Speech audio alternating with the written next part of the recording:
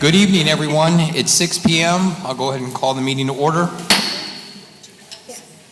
First item on the agenda is for us to do call roll, starting from my right to my left. Jessica Ochoa, present.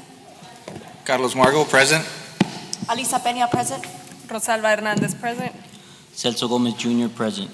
Great. We have a quorum for tonight's meeting. Let's see.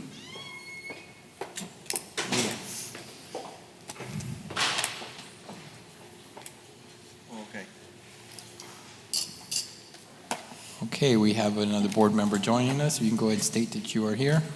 Anita Chavez, present. Great, everyone's present here tonight. Next item on the agenda is the Pledge of Allegiance. If you're able to do so, please stand and face the flag. I pledge allegiance to the flag of the United States of America and to the republic for which it stands, one nation, under God, indivisible, with liberty and justice for all. Thank you. You may be seated. Ladies and gentlemen, next item on the agenda is public comment. For those that have signed up for public comment, it's just a reminder that you do have 3 minutes. Our Vice President, Anita Chavez, will indicate when the time is up. If you could state your name once you get to the podium, we can go ahead and start. Ms. Peña? Ms. Amy Leal, if you want to make your way to the podium, please.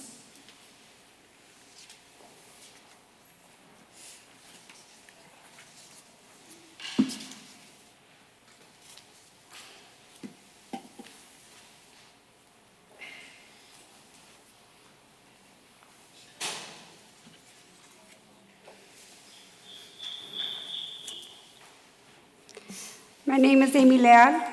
Tonight, I'm here to speak directly to the Board of Managers. As the appointed representatives of TEA, you are charged with upholding the highest standards of responsibility and care for our district's students, parents, and community.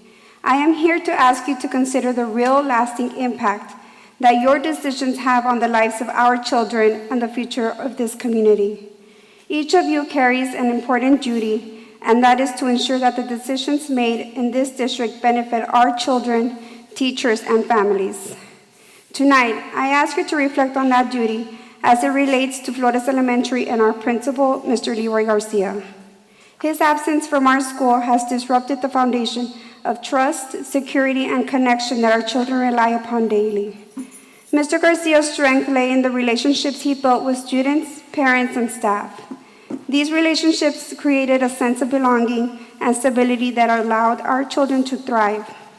Under Mr. Garcia's leadership, Flores Elementary was on a clear path of success because he made each student feel like they mattered. Mr. Garcia understood that real learning happens when students feel secure and supported, when teachers feel empowered, and when families feel like they are partners in their child's education. By removing him, we have weakened the essential connections that make our school strong, and when those connections are broken, accountability and performance inevitably suffer. As a Board of Managers, you are here to ensure that every student receives a quality education. That responsibility goes beyond policies and data. It's about supporting the people who make our schools places of growth and care. Mr. Garcia's impact reached every corner of Flores Elementary, and his absence has left a void that has rippled through our entire school community. I know each of you wants the best for this district, and I trust that you are here because you understand the importance of dedicated, compassionate leadership. When we think about the type of education we want for our own children, I believe we all desire a safe, nurturing, and consistent environment. For the children of Flores Elementary, Mr. Garcia was the embodiment of that environment. His commitment to their well-being and success was evident in every interaction and every decision. Tonight, I'm not here to question any individual's intentions. I'm here to ask you to consider the impact of your decisions on our children's sense of stability and trust. Placing Mr. Garcia on leave has not only disrupted their daily lives, it has broken a bond that directly contributed to the success of Flores Elementary and the joy of its students. I urge you to reconsider the decision to remove Mr. Garcia and to remember the promises embodied in our district's priorities. Reinstating Mr. Garcia would not just be a symbolic act, it would be a powerful statement of your commitment to the growth, stability, and success of every student in La Joya ISD. Excuse me, ma'am, your 3 Thank minutes you. have expired. Thank you. Thank you very much for your comments. Secretary Peña, do we have any others that have signed up for public comments tonight? We do not, thank you. Seeing that we don't have any further business with public comments, I'm going to turn it over to Dr. Sorensen for recognition. If I could have Board Member Jessica Ochoa and Dr. Carlos Margo make their way to the front of the dais. No? Okay.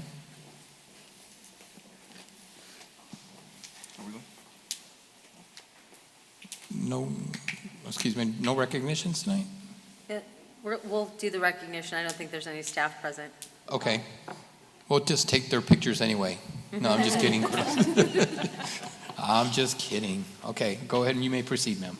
Dr. Sorensen? Ms. Gomez Perez, if you will read the, So, good evening, Mr. President, Superintendent, board members, and members of the community. At this time, I'd like to ask Mr. Victor Garza, who is our athletic director, to come and do the recognition from our Texas High School Coaches Day.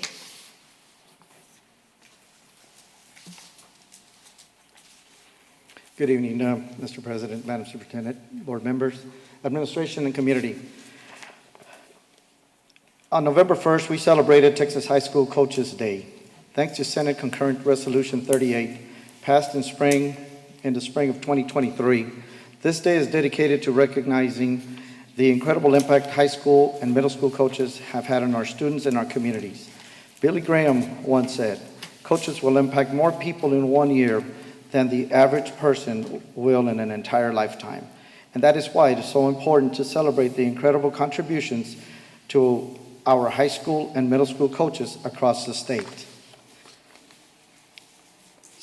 Senate Concurrent Resolution 38 states, whereas the state of Texas is home of some of the finest high school coaches in the country who are committed to helping young Texans reach their full potential in their athletic endeavors and build a strong foundation for the future success, and whereas coaches exert a positive influence on the development of young people and serve as role models during students' formative years, in the course of their duties, these educators teach fundamental life lessons and instill important values such as discipline, integrity, respect, teamwork, and good sportsmanship in young competitors.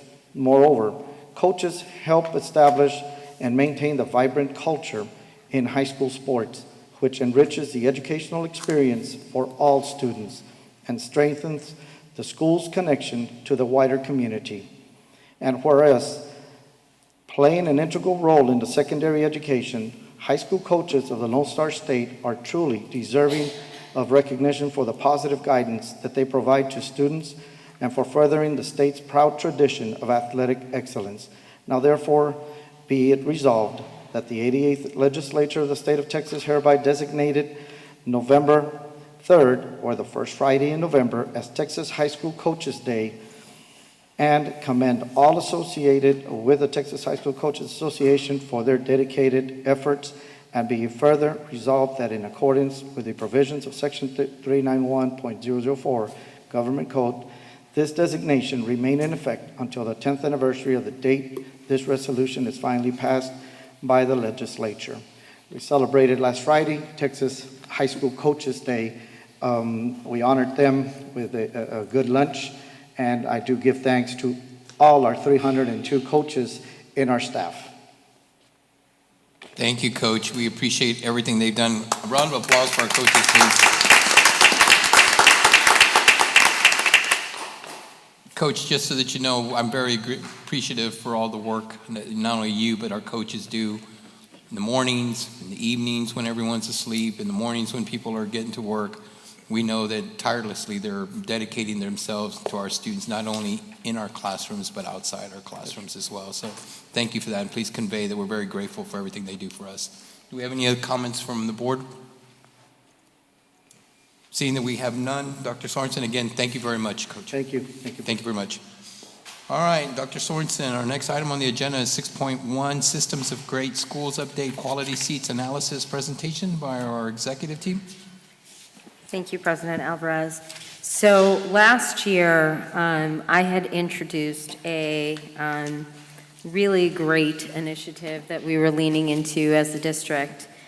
We have chosen as a district, with your permission, to become a part of the system of great schools. One of a few districts across the state of Texas that is a part of this great system, and the only district in the Valley that is a part of SGS. And so I'm really proud of the work that we're doing as a district as we lean into the system of great schools. The very first step as we start this journey as the system of great schools is to do a quality seats analysis. And the way that we're describing the quality seats analysis is really, in essence, a state of the district. It really lets us know where we are, current state.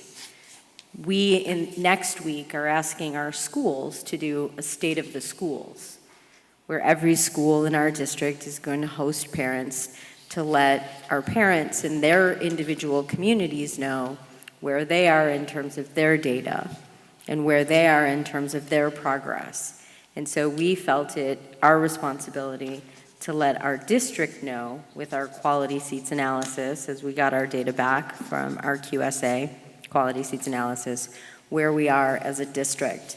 And so we want to share with the board and our district our unveiling of our quality seats analysis and what I am also calling our state of the district.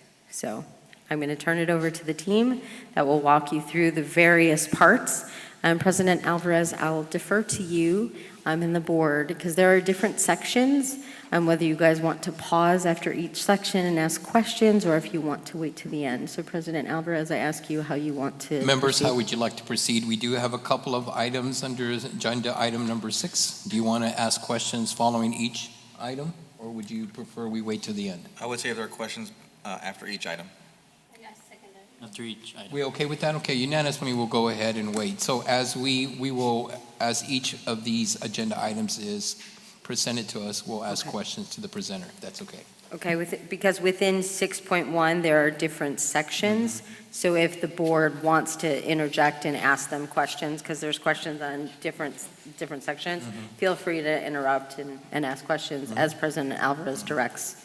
But Mr. Najela, please feel free to kick us off. Thank you, Dr. Sorensen. Mr. Board President, members of the board, Dr. Sorensen, and La Jolla ISD community watching at home and in the crowd. It's a pleasure to be with you this evening and to share an update on this milestone of our year one system of great schools work. I am incredibly pleasured. It's my pleasure to be joined by my incredible colleagues who we will hand the baton off at various points in the presentation. Before we get started, I wanted to take a moment to anchor into our district vision statement that we just readopted at our last board meeting. Educational excellence is what we say we guarantee for every La Jolla ISD student and family. Next, let's take a moment to anchor onto our new district mission statement, also adopted at our last board meeting. This represents our promise to our students and community. It's a commitment for how we will empower students toward agency and lifelong success.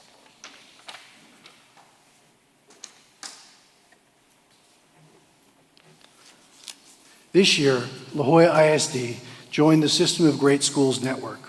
We will participate in the program over the next 4 years. Our commitment is part of our strategic efforts to elevate excellence for all students across the districts. 25 school districts enrolling over 805,000 students across the state of Texas participate in the SGS network. The network of schools are united by a common commitment to ensure that every student has access to a high-quality, best-fit schools. SGS is about quality seats in quality schools for every student in our district. As we think back to our vision statement and our mission statement, Are we guaranteeing quality seats across our system of schools? Are we living up to our vision, mission, and North Star as a district?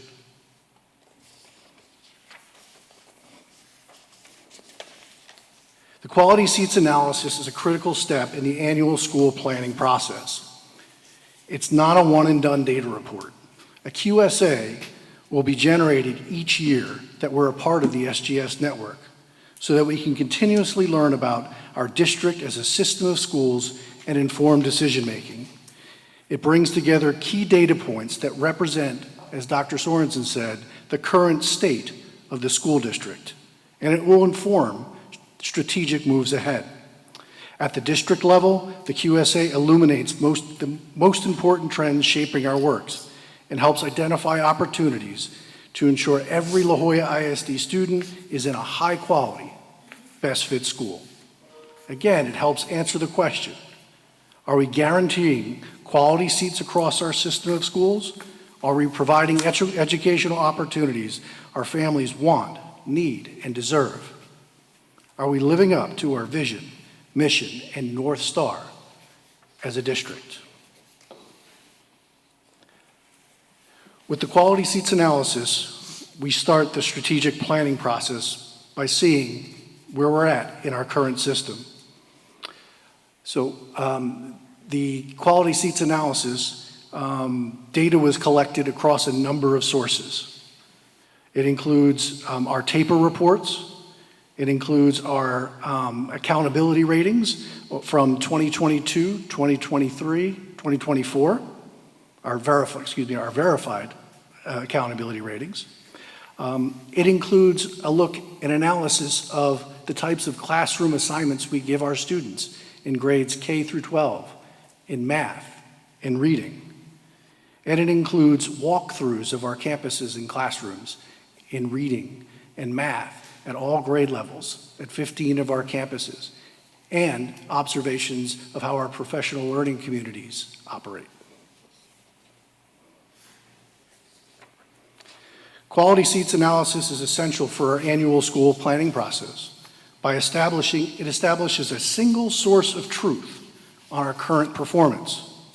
It enables us to strategically group schools and will help us take actions tailored to the individual needs of each campus. As we move through the data, I ask to think about the insights that could drive actions both at the district level and at a campus level. It's important not only to consider which campuses may require strategic intervention, but what are the bright spots in our data that might inform replication efforts in other parts of our district. As has been shared with the school board and community, La Jolla ISD is a solid B district according to current TEA verified accountability ratings. While there's much to celebrate there, I want to emphasize that the QSA provides a deeper lens than annual accountability data, and uncovers some truths that will question how that solid B should be viewed. We have to acknowledge where we are to move forward to where our students and families want and deserve our system of schools to go. Some of the overarching takeaways from the QSA I would like to share up front. So the data indicated, while most La Jolla ISD students currently attend campuses with a verified A or B rating, there's a concerning number of campuses that have experienced a decline in accountability ratings over the last 2 years. District trends show a steady decline in enrollment across the system over the last 10 years, and a spike in attendance absentee rates across our grade levels in recent years. The data indicated duplicative programming at high schools and how it contributes to disparate academic outcomes and stress to our district budget. The data provided evidence that the quality of instruction generally across our school district needs to improve at all grade levels. And then finally, on average, The data showed La Jolla ISD schools are utilizing 61% of their physical space capacity across all campuses. So with that, I'm going to turn the presentation over to Dr. Little,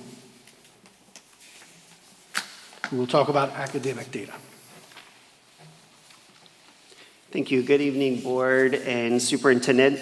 So you're going to see data in here before that in this presentation that is new, but we're going to start with some data that is more familiar, but we want to represent it in a different way to help draw insights out related to this quality schools analysis work. Who's driving?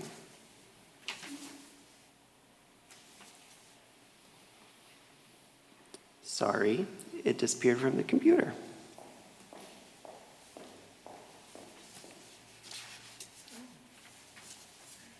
I appreciate that. Oh, that made me feel much better, Blanca.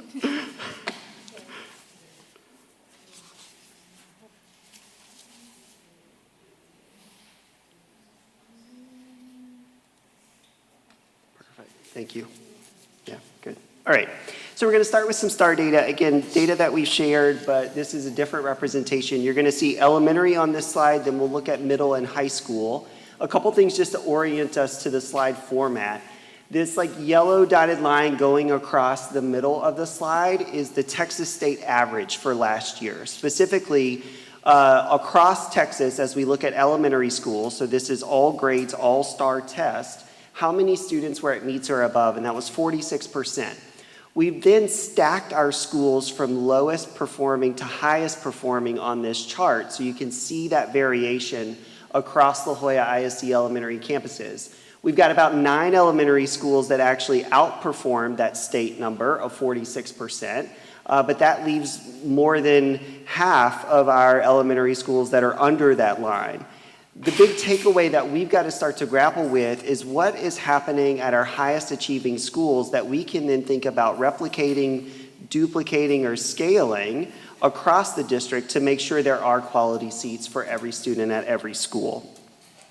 Middle school chart here set up very similarly. We see less variation at the middle school level than we saw at the elementary level, but again, really wanting to grapple with what are the takeaways from our higher achieving schools here that we can then start to build a system around to ensure that exists at every school in the district.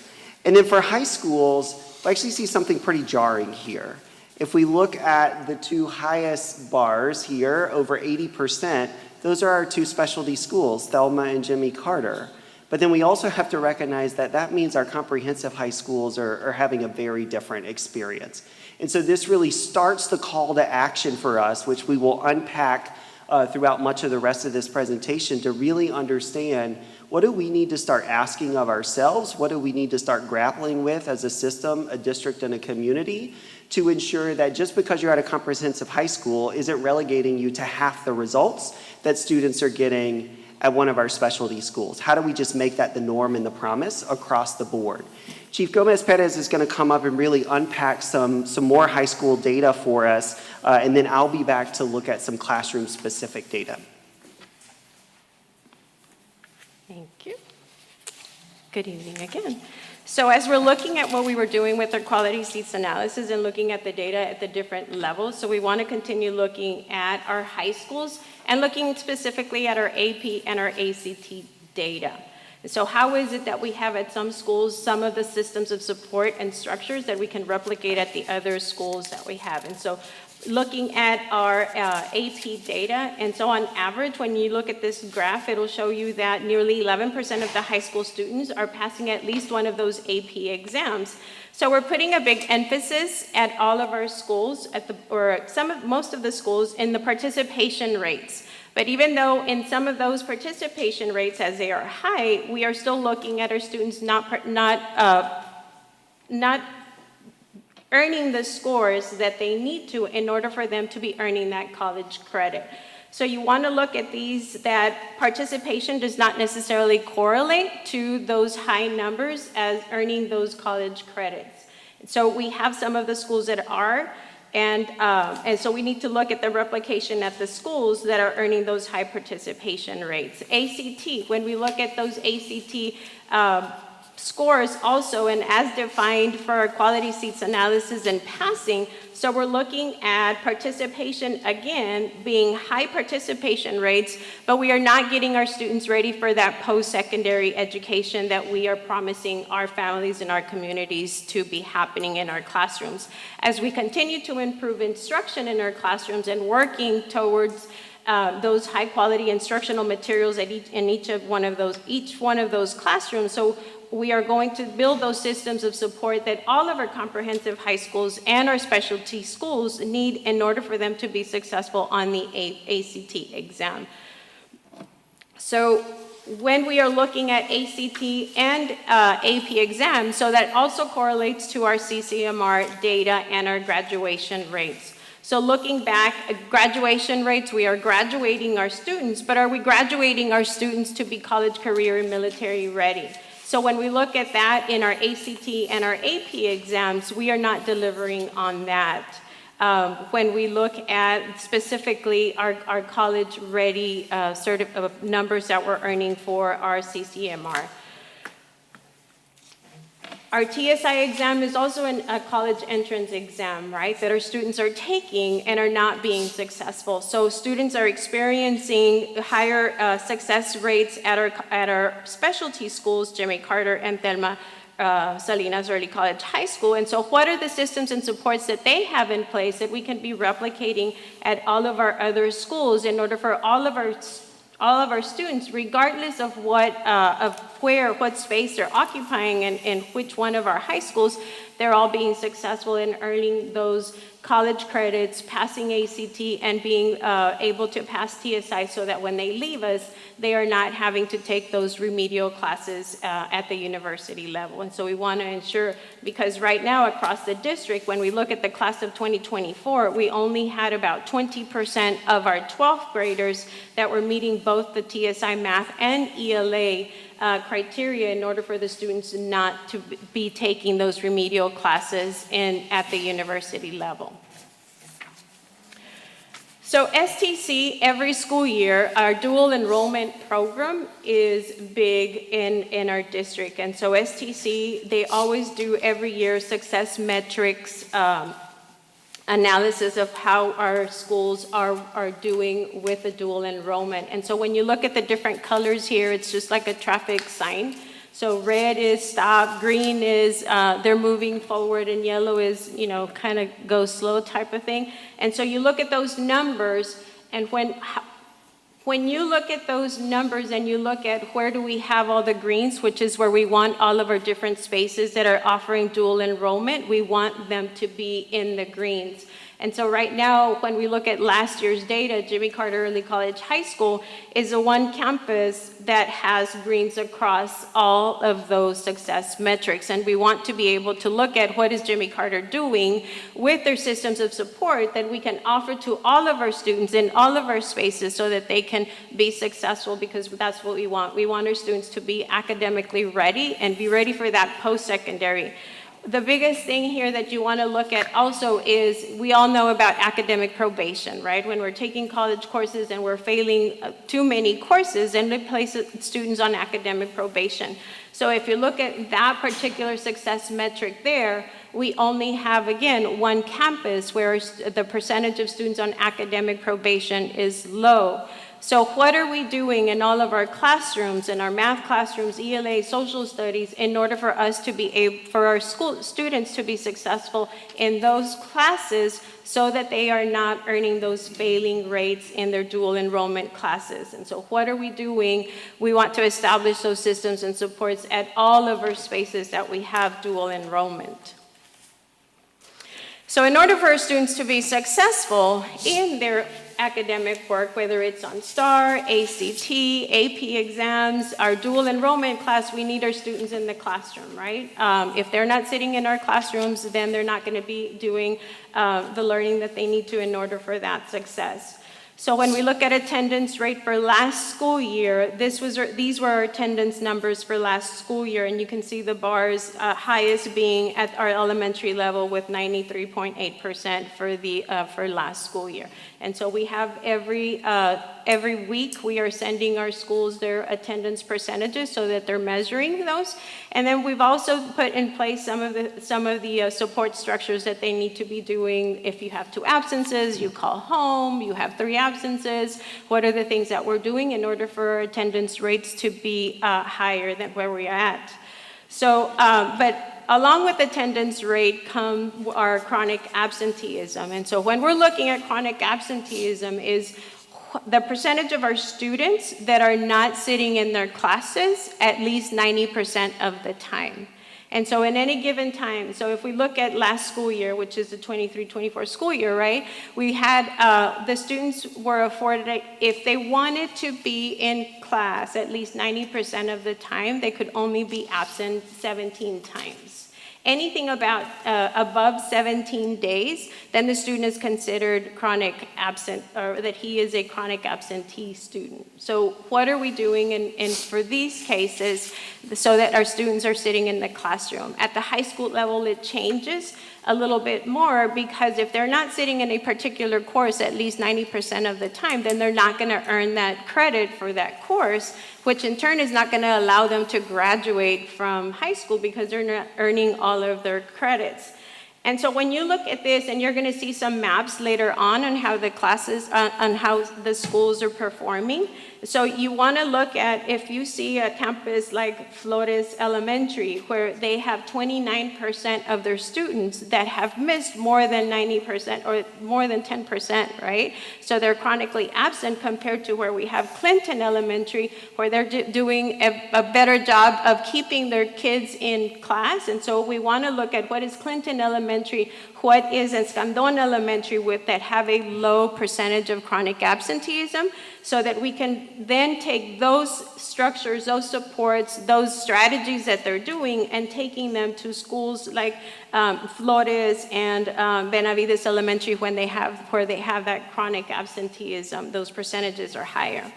We look at our middle schools, and so it's the same explanation on our bar graph. So we have chronic absenteeism. 33% of our students at the Zavala Middle School are chronically absent, which means they were not in class at least 90% of the time. And so that has a reflection on our STAR data, right? And so how are we getting them to that meet? So we want to have them in the classroom sitting, learning, so that they can be successful academically.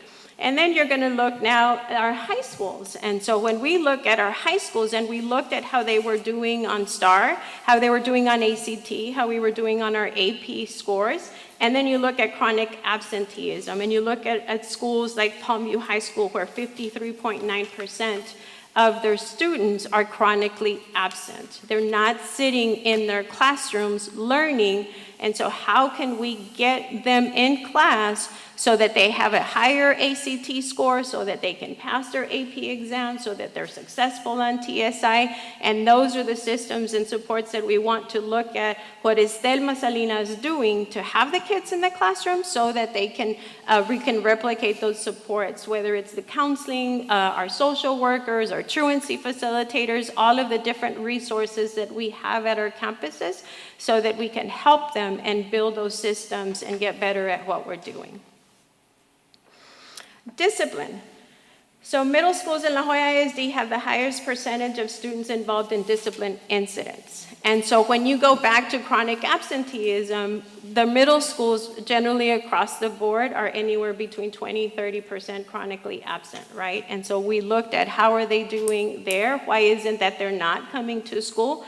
But when you look at these discipline and incident reports, the incident reports are because of violations to the student code of conduct, that they're not necessarily, when we looked at them, fighting or drugs or anything like that. It's violations to the student code of conduct, like insubordination, dress code. Those are the kinds of things. But we have the system where every referral is put into Skyward, and we're able to pull out the reports, and specifically, what are those incidents specific to every campus and which ones are the ones that they have the most. And so we can then target that campus for, if it's insubordination, then we need to start looking at, do we need to do group therapy or our social workers, different things. And so we have those things and we can track them.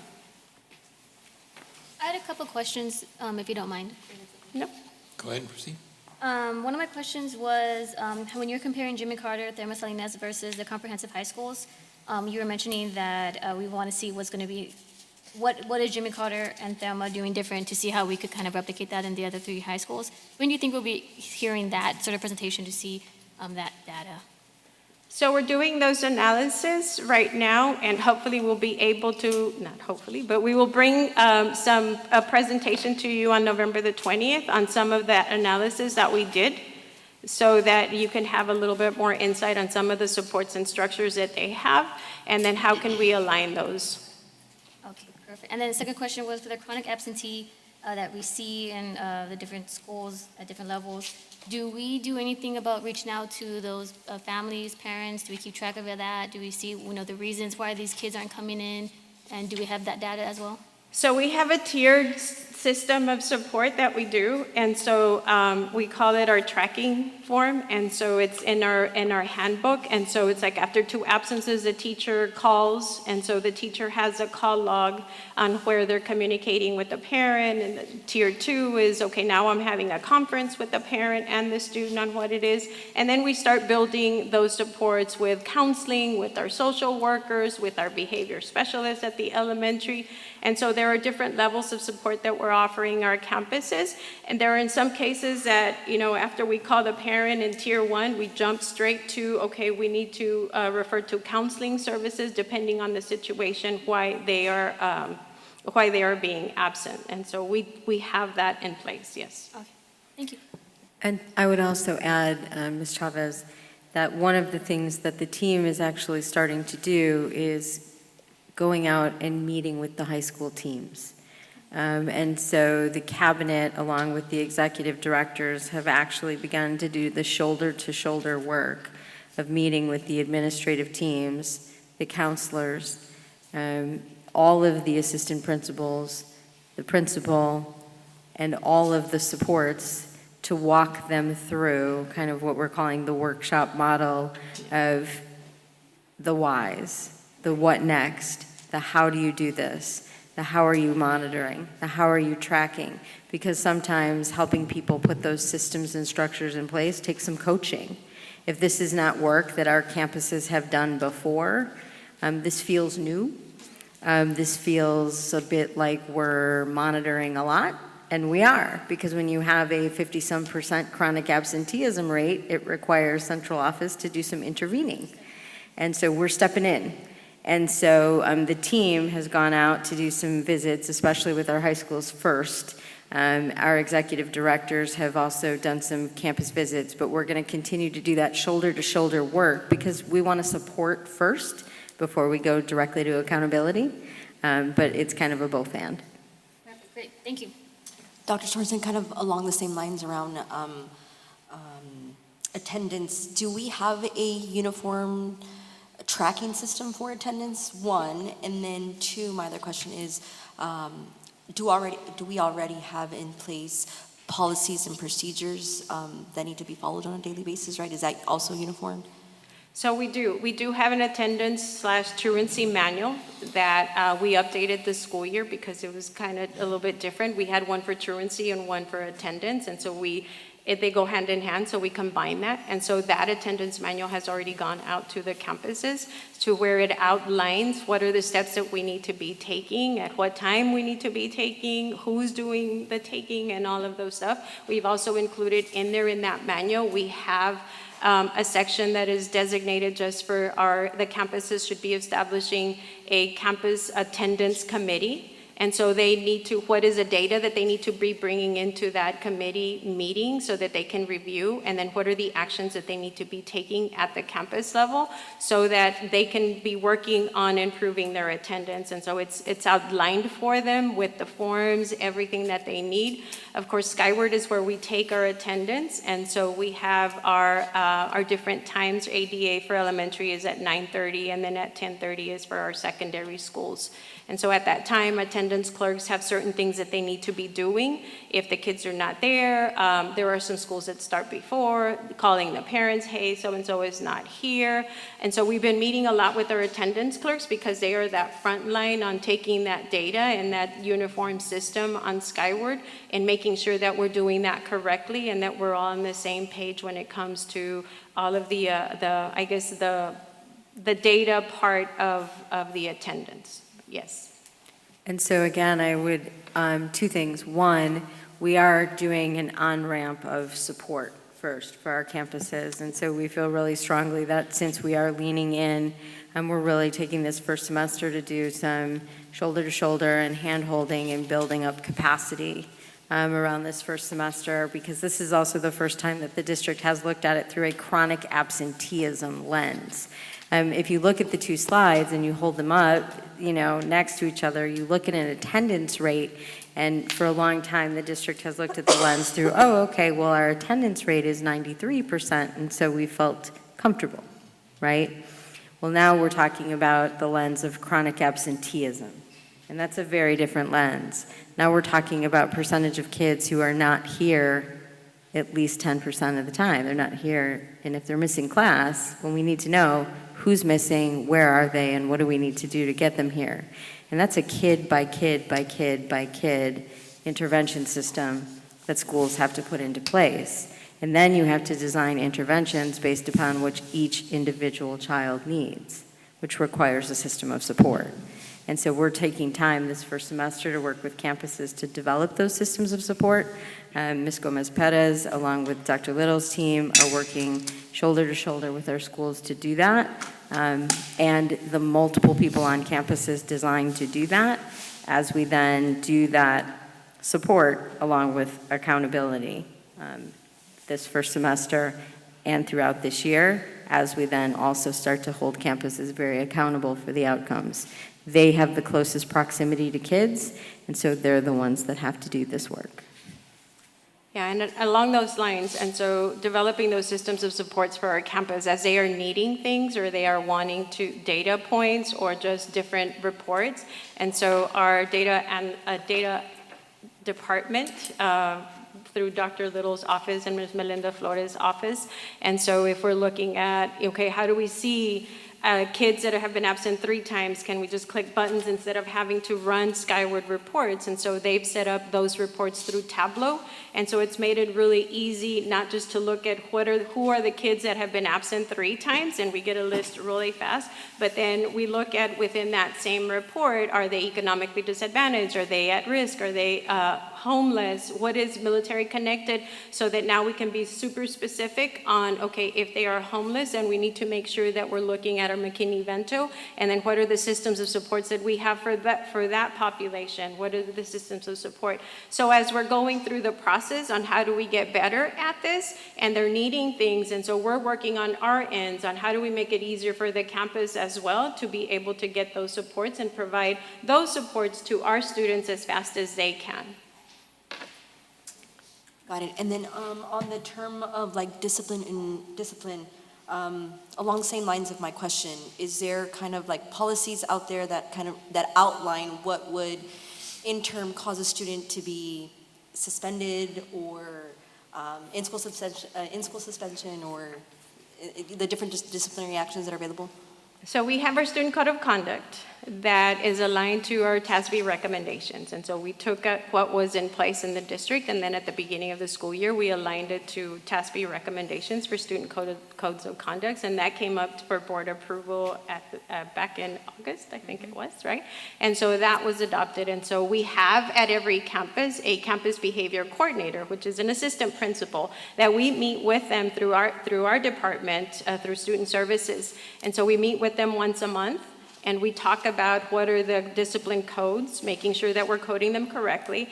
What are the systems of support that we have? We have PBIS, which is a framework and talks about positive behavior intervention systems. And so it talks about safe schools, respect, and so those kinds of things, so that in the classroom we can be doing some of those lessons with our students. And so we have that CBC that helps us with discipline. What we are working on right now is our HOPE placements. And so the students that we're sending to the alternative campuses and making sure that as we are transitioning kids to that placement, we are offering those systems to the campus, but to the families and to our students on how are they going to be successful. But we've developed those. We have the CBCs that we meet with, and then we talk about, okay, this month you had so many referrals and they were all about this. Okay, what are we doing to ensure that we are talking to students about respect, because most of your referrals were on insubordination, right? And so those kinds of things, and reminding them that we have PBIS. We also do Character Strong, which is a really good system that talks to students about how they need to respect each other and they respect themselves and stuff like that. So, Thank you. Thank you. Any other questions? I had a question about the AP testing. Do we have a list of all the AP classes or courses that we have? Because, you know, there's a rank of which ones are harder, which ones are easier, and then I don't know what's the opportunity of the students to how many we have available for them. so every campus, whenever they're doing their course requests through their master's schedule, so students when they're selecting in the spring what courses they're going to take for the following school year, and so we list them in there, the courses that they have available. It varies from campus to campus depending on what those course requests are, or also if you have a course that is a dual enrollment course and we have an AP course, then we are not going to offer both. We're going to offer either the dual enrollment or the AP class. But we do have lists by campus of all the different AP courses that they can take. Yes. Thank you. Any other questions? For our presenters, you may proceed. Thank you, Dr. Little. All right, thank you. So we pulled a lot of data analysis, which is what we walked through so far, but part of our quality schools analysis was also going into schools and into classrooms. So we were in 15 schools, over 60 classrooms, and I want to share with you a little bit about what we learned and saw through those classroom visits. The first, and this is a huge testament to our teachers and the work of our campus leaders this year, when we questioned whether teachers were using the right materials in the classroom, like we just adopted a new math curriculum, if we're in there watching you teach math, are you using those materials? Or if we're in the reading classroom, are you using the right materials? And what this slide really shouts is yes, they are. So nearly 97% of the time when we were in a math classroom, we saw people using Eureka or Carnegie or whatever the adoption was for that course at the high school level, and that is incredible, knowing that we're asking people to do new things this year. On the reading side, even though it's not a new adoption, we still saw really high rates of implementation and usage, near 90%. What we also looked at, though, is beyond just using the materials, what is the quality of instruction that's being provided? This slide does a few things. The red, blue, and gray show different levels, so that's elementary, middle, and high school. We've got math classrooms on the left and reading classrooms on the right. And then at the bottom, we're looking at some key research-based things that really are part of Tier 1 quality instruction. Are we using the right research-based strategies? Are we considering what in education speak, universal design for learning, but really have we thought about where we want to end up? And are we building the lesson and the learning process to achieve that ultimate end? And then thinking about content-based strategies with language as well. Just two big takeaways here. What we generally see is math is slightly stronger than reading. That makes sense given the work that we've done with new HQIM and lots of professional learning in math this year. Certainly at the elementary levels, it's almost been exclusively math. We are changing that starting tomorrow, but that has been the case thus far. The other big takeaway here, back to all the high school data, is we see that our high schools are generally the least likely to be using these elements of research-based, high-quality instruction. So again, you heard Chief Gomez-Perez really lay out this story of causing us to question, like, is the high school diploma that we're offering actually guaranteeing that you're prepared for whatever you're going to do next? We see that in actual classroom instruction as well, that we have work to do in the high school space. Beyond looking at classroom instruction, we also went into teacher planning time. You've heard us talk about PLCs, or professional learning communities, as a key part of our strategy this year, as teachers getting together to prepare for the lessons that they're going to deliver. So we also wanted to understand, like, are you using that time in the way that research would best say is going to set you up for the most success when it comes to instruction? Just like what we saw with teachers using the right materials, this long bar at the top shows that they're also pacing themselves really well. Like, they are where they need to be at that point in the school year, teaching the right concepts and skills. As we go down, though, we see opportunity for improvement. So we know that we've got to do more work helping teachers know exactly what students will do to demonstrate that they learn the concepts in that lesson. That's the bottom one here about exemplar responses to demonstrate mastery. Do we know exactly what we're looking for from our students' learning? That's a big area of growth from us, as we can see in this planning data. To close this part out, we also wanted to understand if the designations that our campuses have, we know there are many, from STEM to leadership to biliteracy, bicultural. You see the list here on the slide. But we wanted to know if those designations were actually showing up in real experience and instruction in the classroom. And as we were doing these walkthroughs, what we found is that we couldn't find any evidence of differentiation. So whether I was at a STEM school or a media arts and communication school, my experience in that lesson was the same. So this is really begging the question about what designations mean currently, but also as the superintendent starts to go out with strategic plan development and engaging the community on what we want experiences to look like moving forward, one, that we're super clear on those experiences, and two, that they actually do shape the day-to-day experience that students have in those classrooms and in those campuses. We'll pause and see if there's questions before we sort of zoom out and take a much bigger look at where we are as a district. Members of the board, do we have any questions for Dr. Little? I have a question. Go ahead, Doctor. For the previous slide, the very last, drafting exemplar response to demonstrate mastery, from that, am I getting that teachers can step away from the curriculum just to make sure the students understand what they're teaching, or what, can you explain that to me a little bit more? Yeah, I will certainly try, because that is not the takeaway that I want our teachers to have from that point. So it's not that you're stepping away from the curriculum or you're going to do something entirely differently. If I am teaching you a lesson on how to add and subtract fractions, I need to know how you're going to show me that you learned that. And so this is really in the time where you're sitting with other teachers grappling with what is not only the best way, but what are the multiple ways that students can show us that they really know this concept and are ready for the next thing. What we often find is that if teachers skip that step, they're in the classroom, they may check with you to make sure you know it, but they didn't have a systematic way to see if the whole class understood that concept. And so days or weeks later, you find out, wait, I actually have a gap in student learning that I wasn't aware of because I wasn't super clear on how to know if students mastered that concept in the moment. So evaluating rather than the teaching. Yeah, I would actually argue that those go hand in hand in many ways. But yes, it is the understanding part of what was the result of this lesson, not just delivering the lesson. Thank you. Thank you, Dr. Little. Do we have any further questions for Dr. Little before we proceed? How often do we plan on performing walkthroughs? Can you repeat that? I didn't hear you. How often are we going to perform walkthroughs moving forward? Was it just this one walkthrough? That's a great question.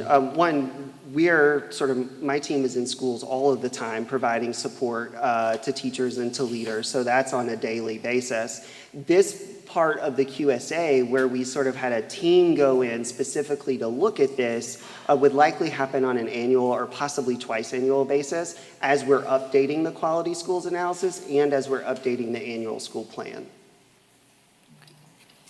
Good question. I'm up there weekly. Okay. Any other further questions before we proceed? Next portion. All right, again, we want to zoom out for a second. We've talked about accountability data with the board and the community earlier in this year, but again, we want to take some different looks at this for the purpose of asking if we're providing quality seats consistently.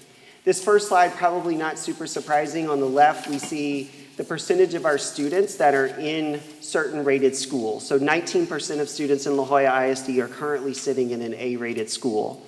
9% of students are currently sitting in a D or F rated school. If we think about what that looks like in terms of number of campuses, that's what we see on the right-hand slide. If we go a little bit deeper though, we start to see something interesting. We have the full spectrum of ratings at the elementary level. A through F, all are present in La Jolla ISD. For middle schools and high schools though, every single one of our schools at the secondary level is A or B. But I would ask us to go back to all of those slides that really dug into high school data in particular, and this starts to have us question like what's under the hood and what do we need to do to improve quality across the board and not just sit on the fact that we have an A or B rating, but really grapple with the reality of what students are experiencing every day and what their outcomes are at the end of that journey. This just lists each of our schools by their rating. You can see the actual accountability projection that we had from our verified process. So we see our A's and B's in the left and the right. Most of our schools are B-rated schools in the district. Again, that's something to celebrate and to be proud of. But we're really asking what do we need to do to make it better as part of our conversation tonight.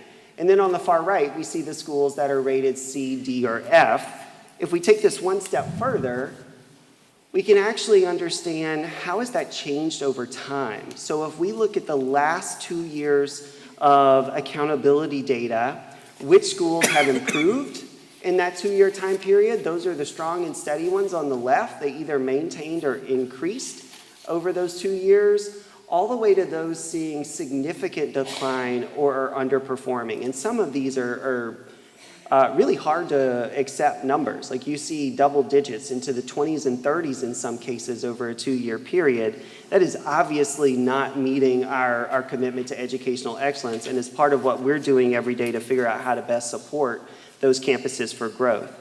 If we show this visually, each of these dots represents one of our schools. Again, this is plotted over a 2-year period. So we can see that we got some strong and steady schools on the top right, so they were doing well, and now they're doing even better. But what's really fascinating to note is that blue box at the top left, we have no dots there. That means that none of our schools that were rated C or below actually improved over that 2-year period. Every single one that was a C, D, or F went backwards over the last 2 years. Obviously, we want and need a very different picture moving forward. And again, that's part of what this is helping us to see, and then will inform our actions. The last thing we wanted to really do is grapple with, and I will say as someone who's only here 4 months, like one of the first things I heard coming into the district is there is a real north-south divide. Mile line schools and expressway schools are not the same and they get different results.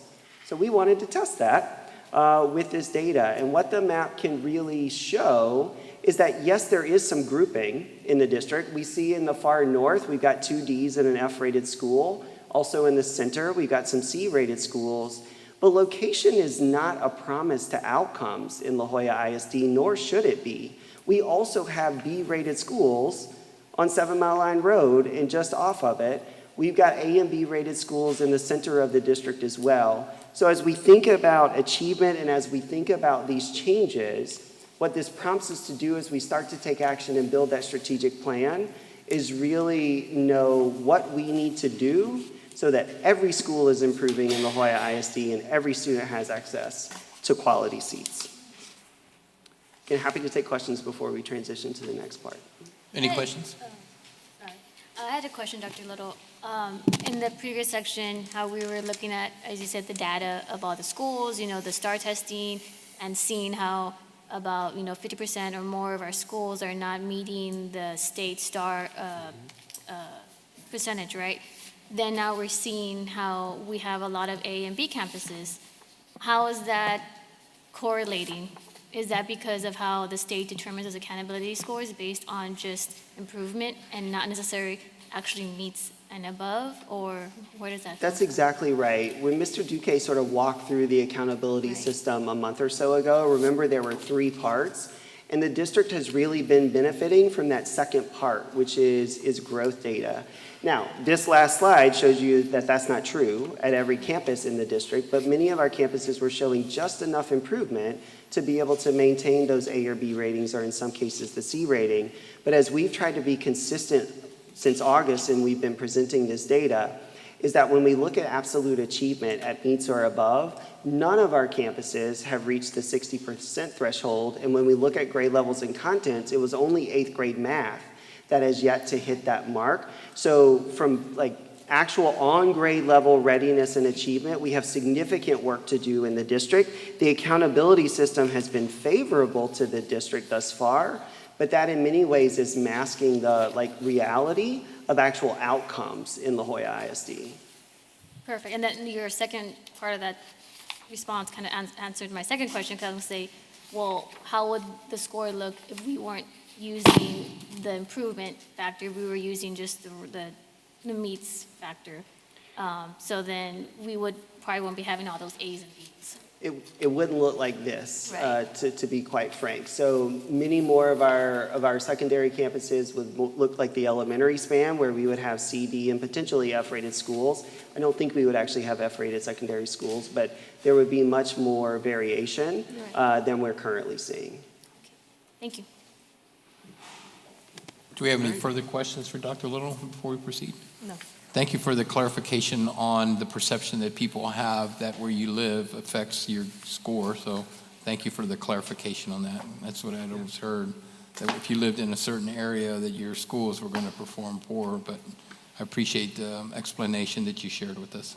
And thank you, Dr. Little. Thank you. Good evening. We are going to transition to our findings on finance and human capital data. So I'm going to start with the average total spending per student in La Jolla ISD, which is $11,734. And this is total expenditures across the district against the number of students enrolled in the district.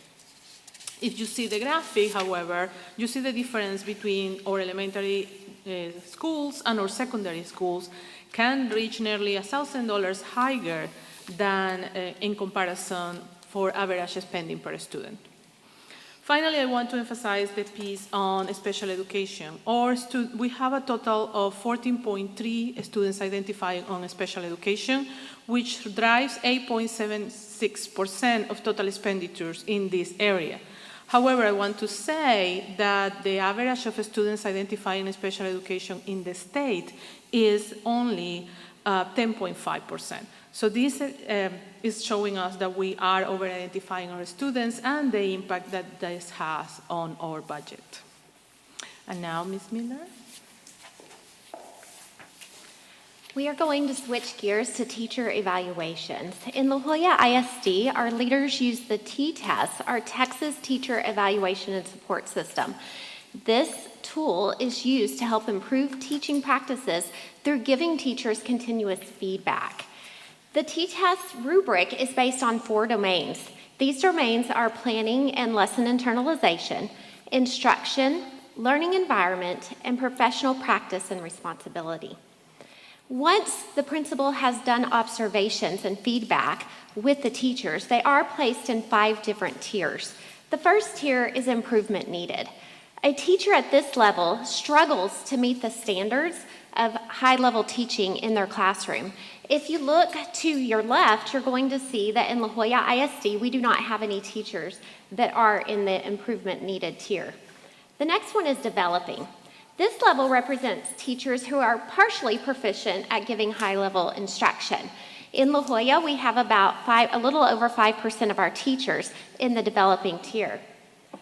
Proficient are our rock-solid teachers.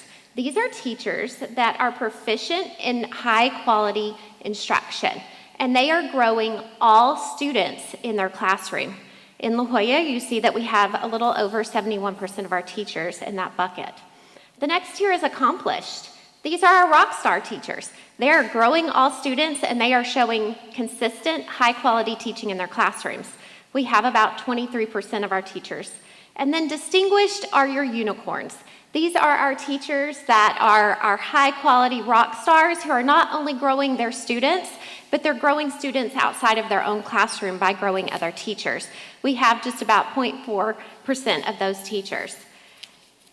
But if you look at trends in La Jolla, you're going to see that our A-rated campuses have over 3 times the proportion of accomplished and distinguished teachers compared to our C, D, and F-rated campuses. We would expect that because our distinguished and high-quality teachers are growing kids, and our A-rated campuses are showing that. But if you look at our C and our D and F campuses, you see that there's discrepancies. We have proficient and accomplished teachers on this campus.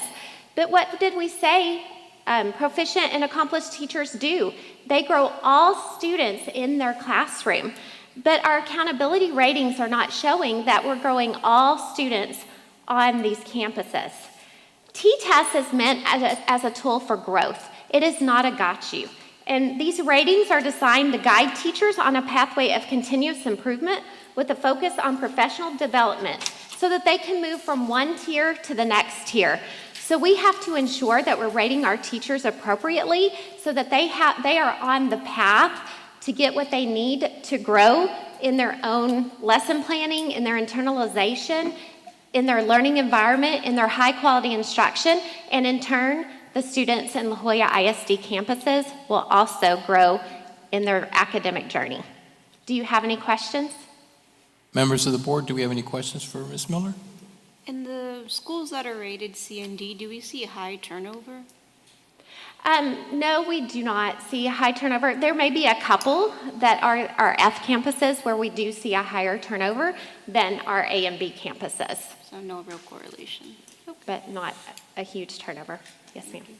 Any other questions? How often are these T-test ratings like either put out or evaluated at the campuses? So this is a growth process. It's an observation and feedback. So it starts with a pre-conference where the leader meets with the teacher, talks to them about their lesson. Then they go in and they do different observations and give feedback. Then they have their summative observation where they go in for at least 45 minutes, and then they have a post-conference after that observation to talk about what they see. But this is used to grow teachers. It's not just a one and done. It's over the semesters. It's over the year that the principals go in, and then they should give feedback to the teachers and then have that summative, which is where their rating comes from. And is it happening like once a month or once every semester? How often is It depends on the leader. So some leaders are in campuses more than others, but we do have a calendar and we expect them to go in at least once a month to observe teachers and give them feedback. I think the process is done throughout the year. Mm-hmm. But our teachers are evaluated on a yearly basis. I have a question, Yes, kind ma'am. of on that same topic. With these T-test ratings, if they're being done by the principals and we're seeing a discrepancy in these ratings of having these proficient, accomplished, and distinguished teachers, but we're not seeing the result of this distinguished, merits, are we thinking maybe it's where the principals may not be doing the accurate evaluation? Because potentially, I could see how principals with their teachers, they know them, they're friends. Sometimes you get, feelings involved. How do we kind of maybe see where it's coming from? Do we need to get, just trying to see where maybe the discrepancy is coming from? So we have to remember that this is data from the 23-24 school year. This is where we are, but where we're moving is we do have calibration training with our principals this year.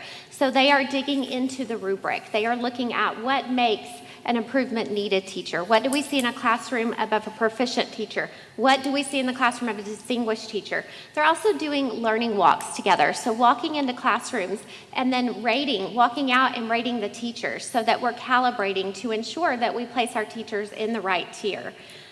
We have professional learning. Dr. Little spoke about that to help with the high quality instruction in our classrooms, and leadership coaching. We now have a leadership team and network leaders that are on campuses. They're walking into classrooms with leaders.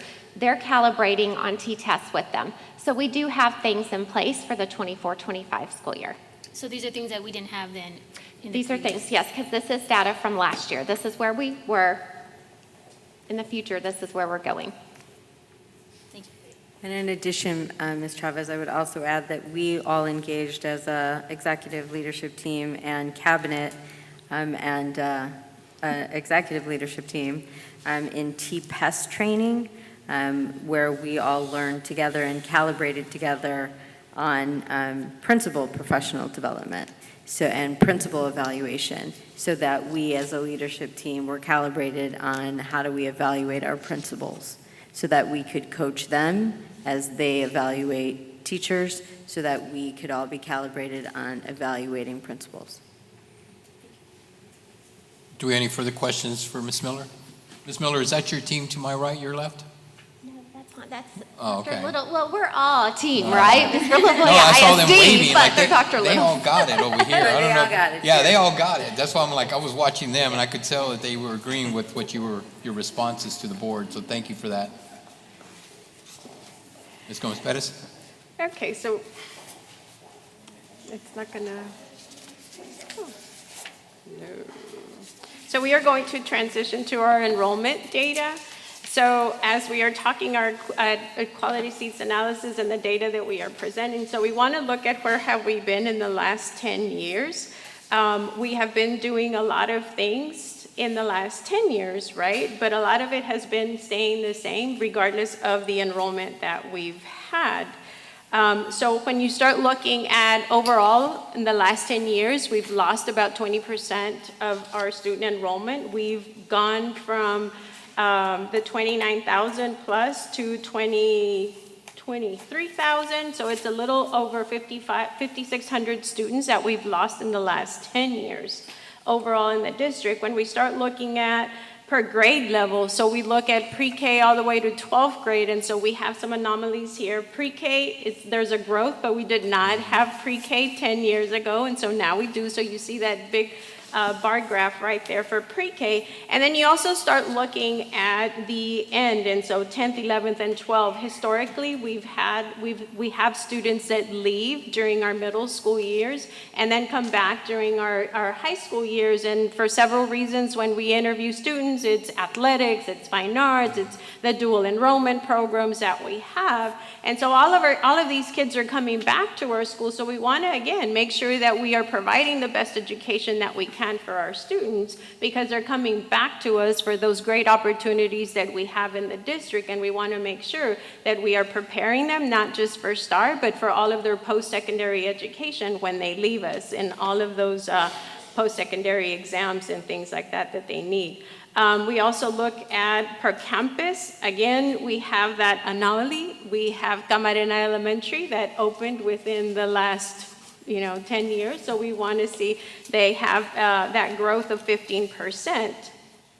But they opened right during this year. So we looked at our secondary schools. And so in our secondary schools, we've had only Palmview High School that has grown 1%. In the last 10 years. So when you look at the district as a whole, we've lost enrollment throughout. We also look at inter-district transfers, and so comparing the 23-24 school year to the 24-25, we've looked at how many students and to what schools they are transferring into, and so we have JFK that has a big percentage of transfers into that school. Again, we want to look at how are the schools doing so that we can replicate. So we want to look at why are students choosing to go to JFK compared to some of the other schools if they are not zoned to JFK or to some of these other schools. We do have a transfer process that the families, parents, guardians, right? They fill out the application, it goes through our office, and then we look at those transfer policies, procedures that we have in place to accept those transfers. There's certain criteria in order for them to stay at those schools. They can stay, absences, grades, and things like that. If not, then they lose that privilege for that transfer. Dr. Geary? Good evening. So one of the last pieces of data that we took a look at is the building capacity capacity and the usage of that capacity. Across our district, you'll note on this slide that we are only utilizing 61% of the building capacity of all of our buildings out of 100% of the buildings across this entire district. And that includes our A-rated campuses. Unfortunately, this speaks to some inefficiencies and expenditures that are unnecessary with building repairs, energy costs, staffing, supplies, all those types of things. So we have to really dig deep into this data to find out how can we better utilize our building spaces more efficiently so that we can allocate our funds to things like amazing programming. And when you look at our A-rated campuses on this slide, you'll see that many of those schools are also at that 61% average or below. So that means that we could actually extend the reach of our best teachers, our best leaders, and our best programs if we could expand the seat offerings or find ways to utilize these spaces differently. And then we also have this slide that shows that our lower performing campuses are at a 58% current capacity. So there's not that big of a difference between the amount of students that are attending our high performing and our low performing. So this data really tells us that we as a team have to dig deeper into finding out how we can better utilize these spaces for everyone's benefit. And I'm going to turn it over to Mr. Nagella. Any questions for Dr. Gary before? Yeah, any questions for Ms. Gomez-Perez or Dr. Gary? Quick questions, Mr. President. Go ahead, One question Dr. actually Marco. for Dr. Gary. Just what are some big picture solutions we're looking at or considering right now for the future to, considering the capacity issue?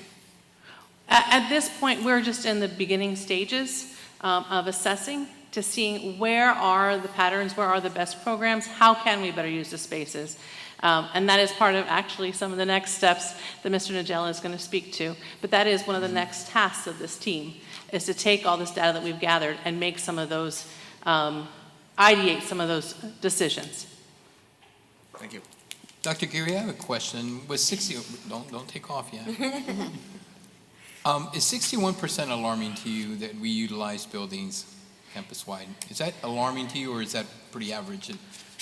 It's pretty alarming, actually. Okay. In some of our lower performing campuses, they're less than 50% capacity, which means, for instance, we run the chillers or the AC for a building of, say, 1,000 kids, and there's only 500, or a building of 800, and there's only 250. So there's a lot of wasted, just even energy, and that's just one small component, right? And so when you look at that, you know that we could be taking those dollars, which are in the hundreds of thousands, just in energy, and take it and put it to an amazing program that we could bring for our kids. So yes, it is very alarming because we need to focus in on what's best for our kids in that respect. I agree with you. So can I ask you if something in the past has ever been developed, or had you found any data that had something similar to this, or was this something that we did for the first time? I could not find any evidence that we had assessed ourselves as a district in the past in this way. Decisions did not appear to be made based on this type of data. Thank you, Dr. Gary. Any other questions? Thank you. Joseph?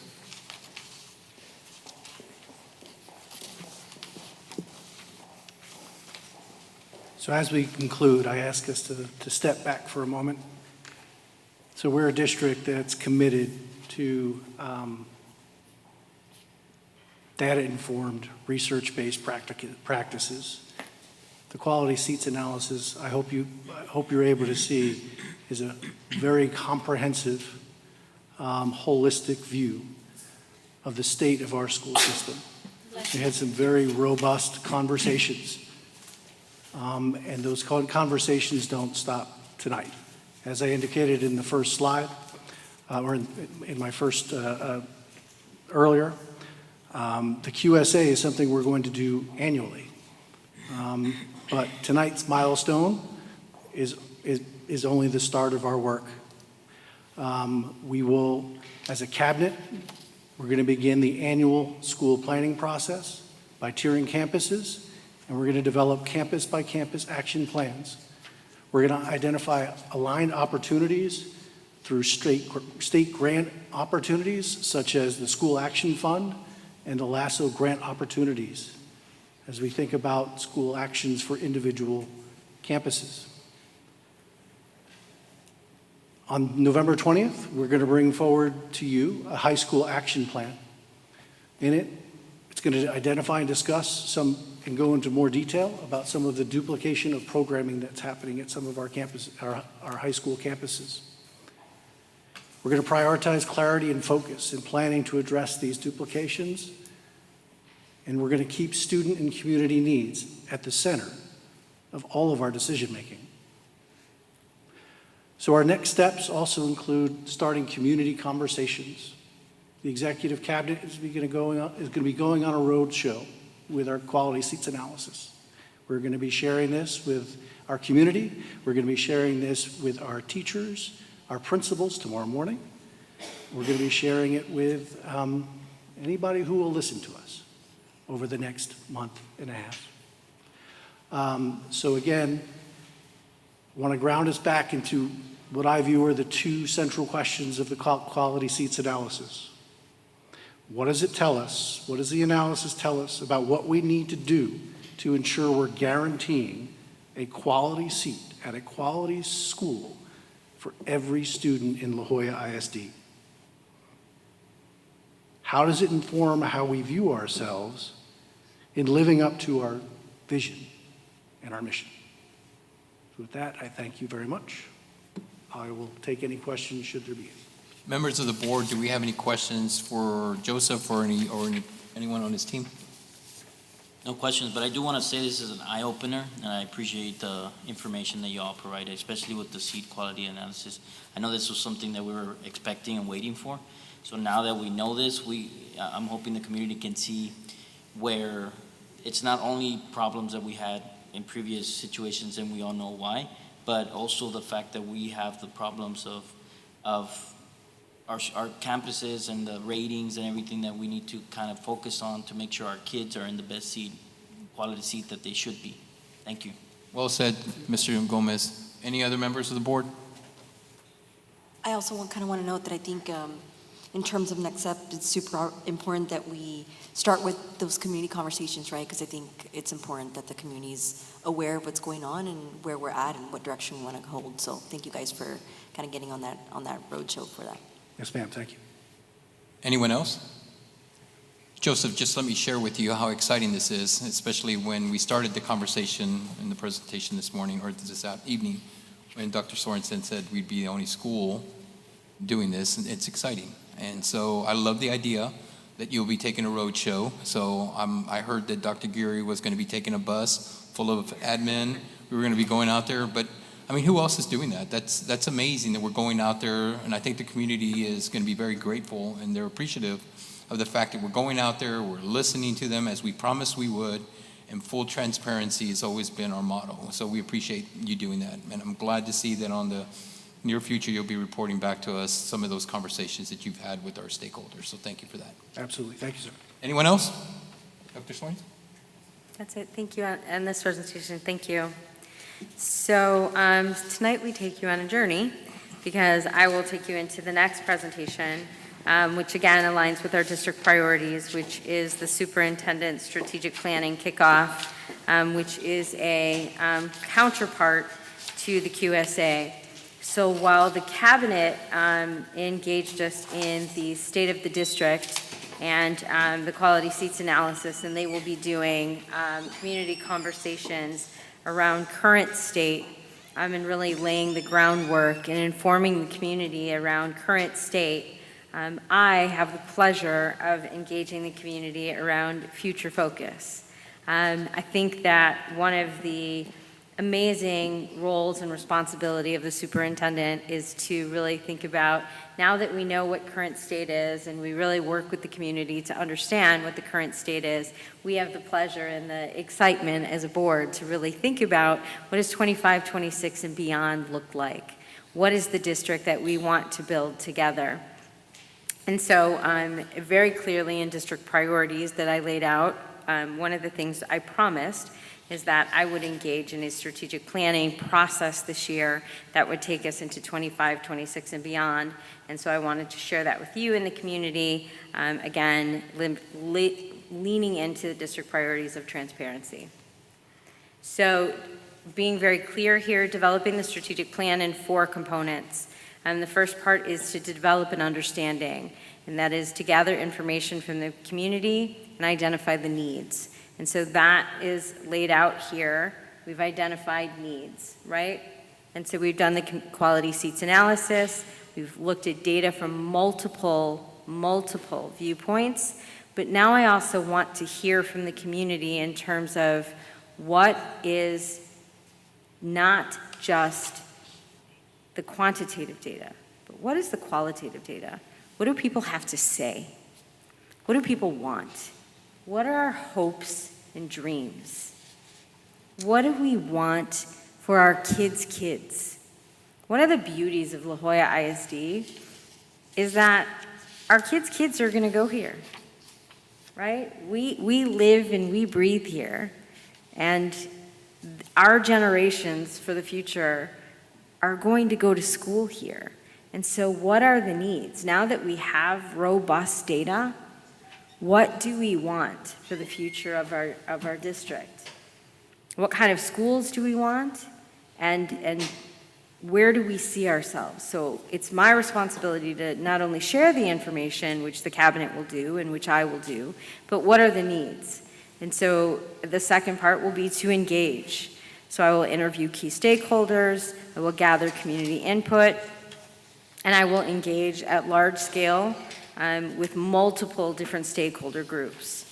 And then we will build a plan. We will pull all the data together from all of that engagement, and we will build a plan together that represents the quantitative data, the qualitative data, the survey data, all of the information that we gather, and we'll build a plan that represents the community's wants and desires and needs, that is future focused and really represents the vision of the district. And then we will release that plan in July and August of 2025 for 3 years, 5 years, whatever it is that the community desires, and what the community expresses to me that they want for however long they want it to be. The community may say, I want a 5-year plan. The community might say, we want a 10-year plan. We really want it to deliver on the promise of a pre-K to 12 journey. They may say, we want it to be 10 years. We may say, we want 3. I don't know yet what the community is going to say. And so it truly will represent what the community wants. The timeline overview here, again, I won't read this to you step by step, but high-level overview. As you can see, we've engaged in the understand. We've done central office artifact analysis. We've looked at student assignments. We've engaged in classroom walkthroughs. We've done the data analysis. We've engaged in Lone Star governance, right? We've started these processes to come out with the quality seats analysis. Now we are in the engage, right?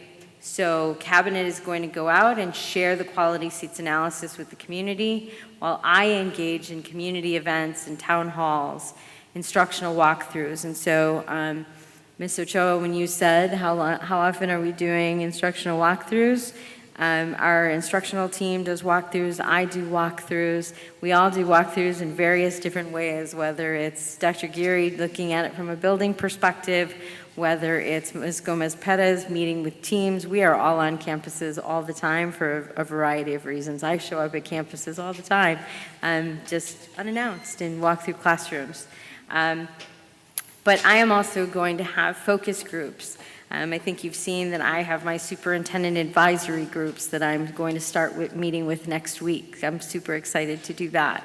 But I'm also going to have focus groups where I meet very specifically, for example, with special education parents, where I meet with fine arts parents, where I meet with athletics parents.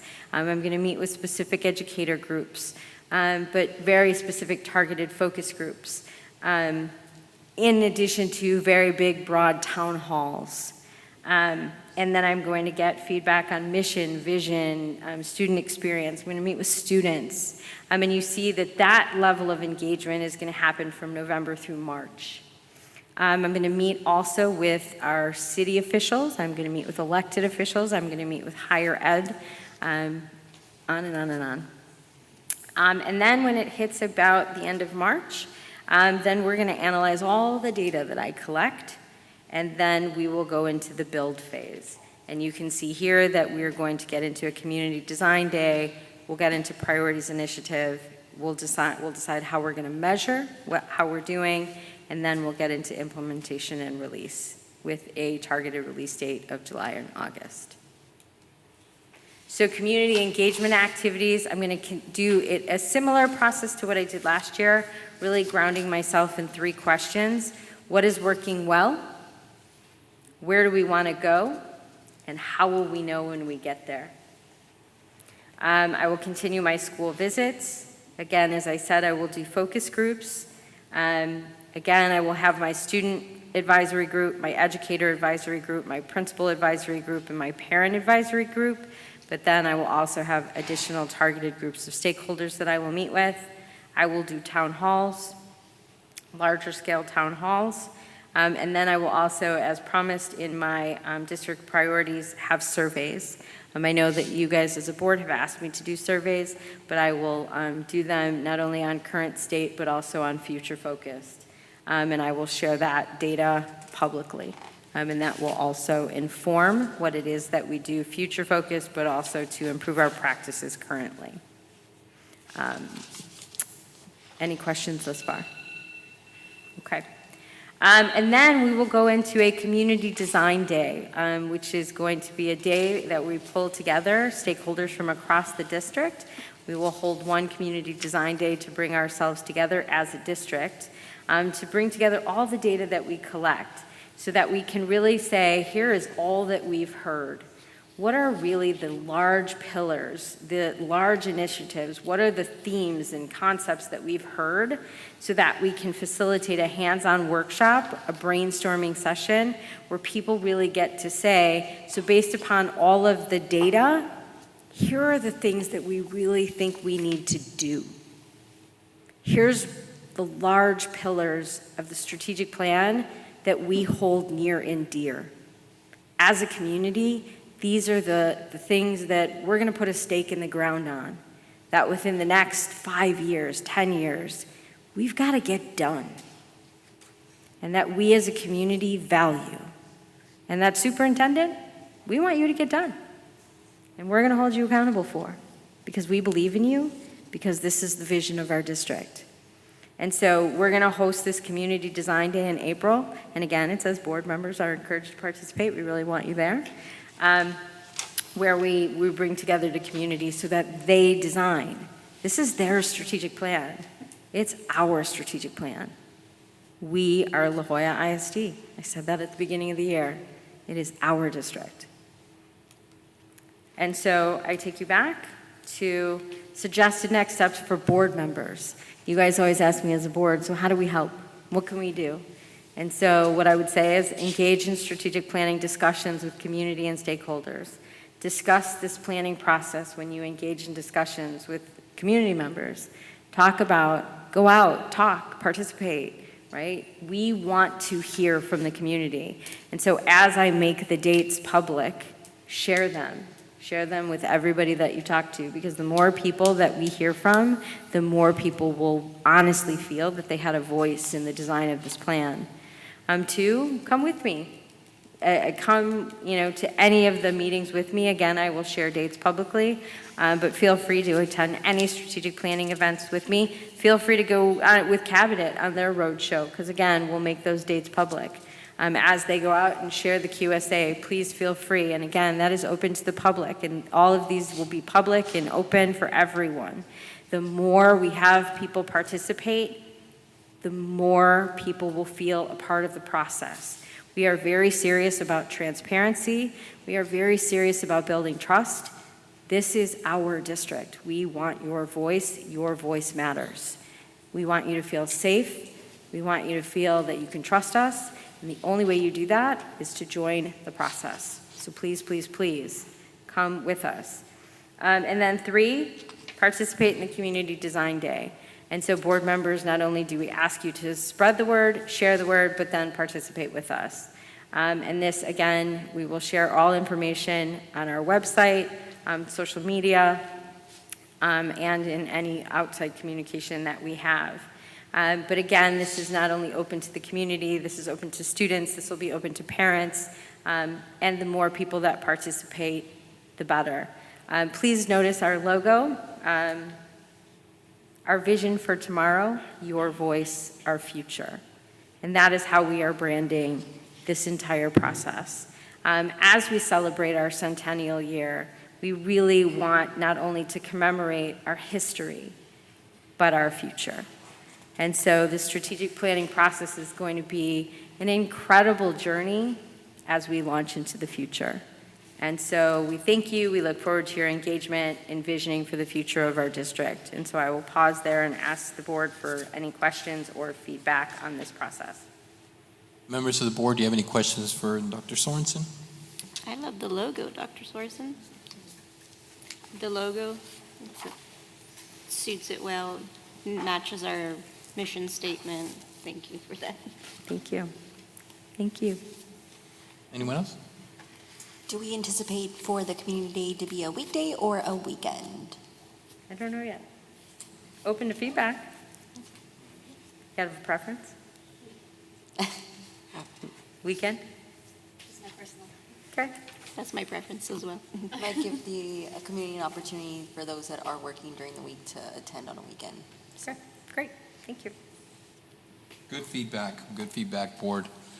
Do we have any other further questions for Dr. Sorensen regarding this portion of her presentation? Can wait, excited. Great. Again, thank you for including the public and meeting with stakeholders, Dr. Sorensen. Thank you. Next presentation is District Priorities, Operations, and Infrastructure, Staff Climate Survey. Dr. Geary? So before you start, Dr. Geary, again, I just want to point the board to that we are, again, introducing our district priorities a little bit different this month. Rather than just reading you off how we were doing them, I thought we would show them to you a little bit differently.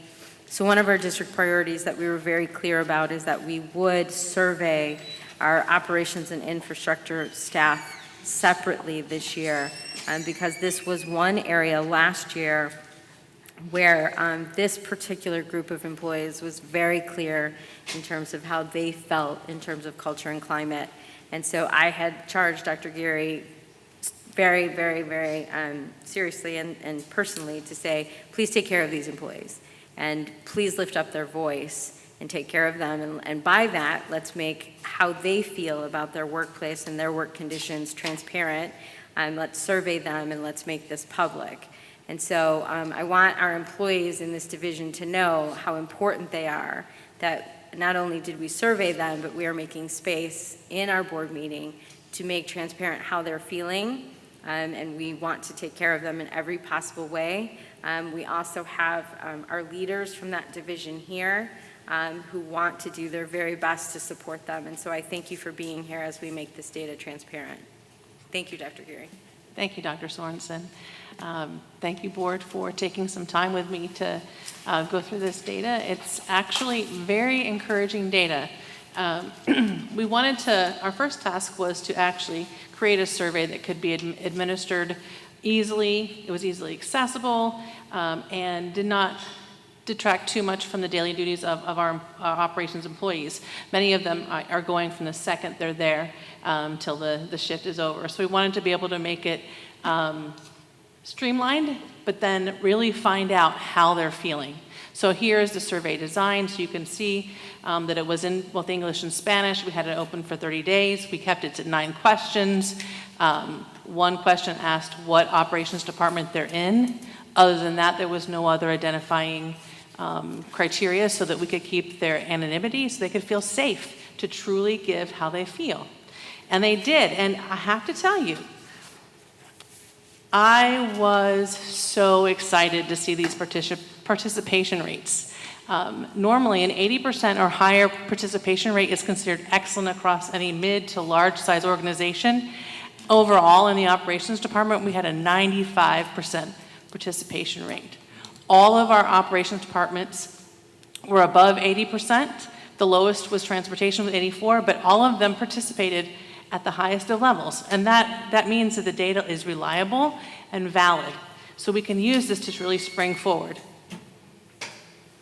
The first question, each one of these slides has the question that the individuals were asked.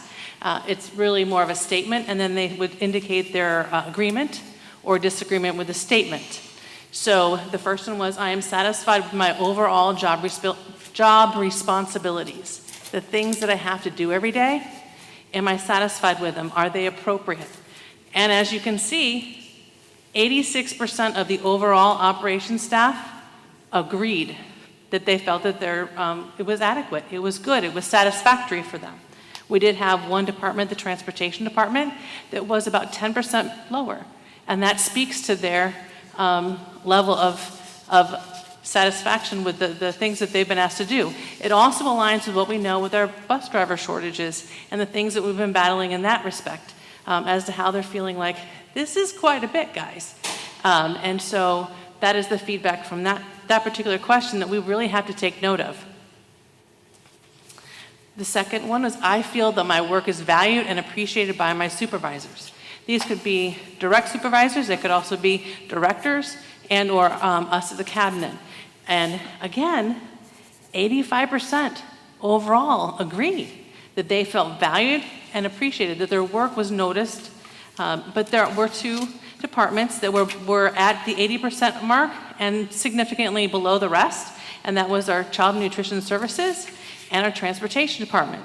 So as a result, I spent some time the last 2 weeks of October actually on site in our transportation facilities, as well as in our Child Nutrition Services building, and on campuses speaking with cafeteria managers as to what we can do differently to help them feel appreciated as supervisors. I have the necessary resources and tools to perform my job effectively. I know last spring this was actually something that Dr. Sorensen had been reported to her over and over. I need more tools, I need more things, right? And that is still an area of concern for our facilities department and our transportation department. And when I dug deeper with that team, it's tools with facilities, and with transportation, it's buses. They really want to have some improvements in those areas. So because of those two areas, it being such a strong item of concern, our overall for this particular item is our lowest of all of our questions as an overall department at only 78%. My work environment is safe and conducive to productivity. Again, we're back up here overall at 86%, satisfied with it. They feel like I can get my work done, I'm in a great place. We did have another anomaly with the transportation. And again, this is something we're diving deeper into why. And you know, there's a lot of responsibility put on the drivers, and they told me that in their feedback. You know, they're driving our students on the road every day, and having the very best equipment with their buses is very important to them. I feel supported by my colleagues and team members in my daily work. If you look at any business journal, they'll tell you that if a team member has a good friend or they feel part of a valued team, they're far more likely to be satisfied with their work. And that's why this question is so very important. And you'll see that we had 88% overall as an operations department that felt that they had a great team and they had a supportive team. We did have an anomaly again with transportation, possibly being the fact that they spend the majority of their time isolated with only their bus and their kids and maybe a bus aide, and we need to look at ways that we can build opportunities for them to be together more, to build better team relations. I am confident that my feedback and concerns are heard and addressed by my director and Dr. Geary. This one was again high at 86%, but we did have two anomalies with CNS and transportation, in particular transportation again, where they wanted to be heard. I actually had some comments in the comment on question number 9 asking me to come out. And that's why I did spend those the last 2 weeks with whole chunks of time on site to listen and to hear firsthand, okay, these are the things we need, this is why we need to have more, anything from vomit bags on buses to big items, like we need, new ones and CNS with the uniform. So you'll see in later some of the themes. As an employee, I know the strategic priorities of La Jolla ISD and how they relate to my daily work. Guys, this is a huge celebration. It is normal in the operations department that the employees do not know what the strategic priorities are or the district priorities are. Our employees indicate 90% of them in the operations department know and understand how they matter to our district priorities, in particular to customer service and the building the trust and transparency of our organization. So that is a real win. That means that we're doing a better job communicating with our staff in this way.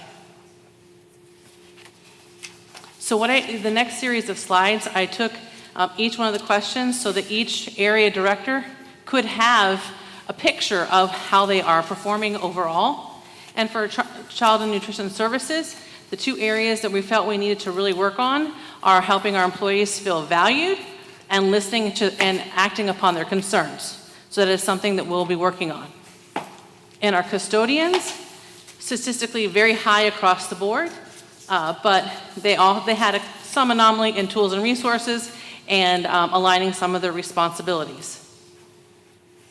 Energy and compliance, again, significantly high overall, with the responsibilities and tools and resources being areas that we could work on to make some improvements.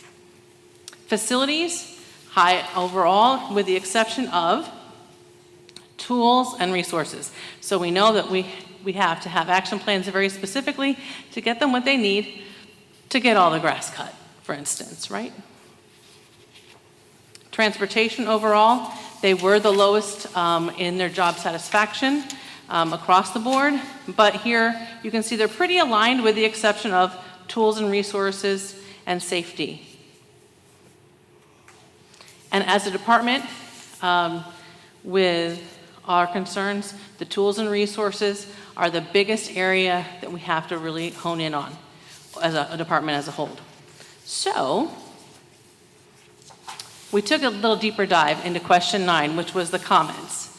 And so what I did is the comments were directly related to those items that they marked disagree or strongly disagree. So it wasn't a time for them to say, I love my job. It was to say why I said disagree or strongly disagree.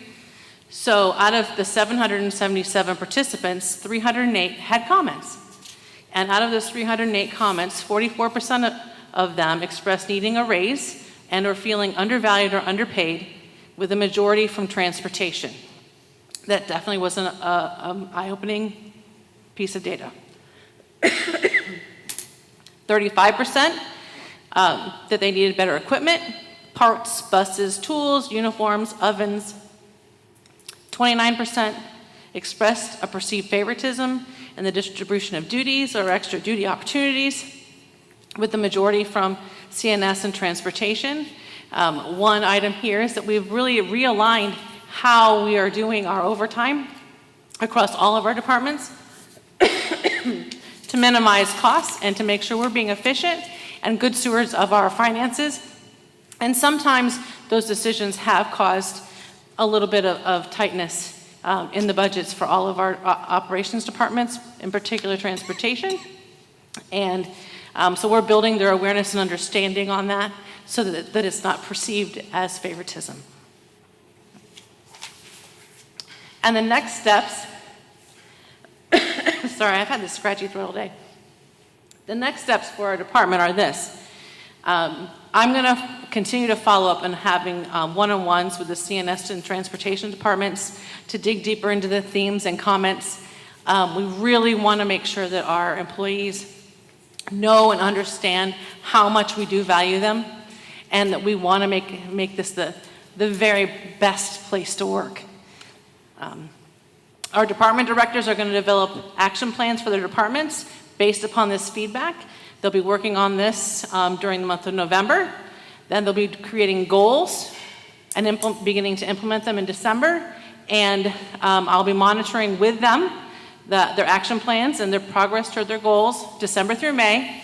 And then we will be reassessing through a second iteration of this survey in May to see how we've done, to gather from our employees how we made a difference.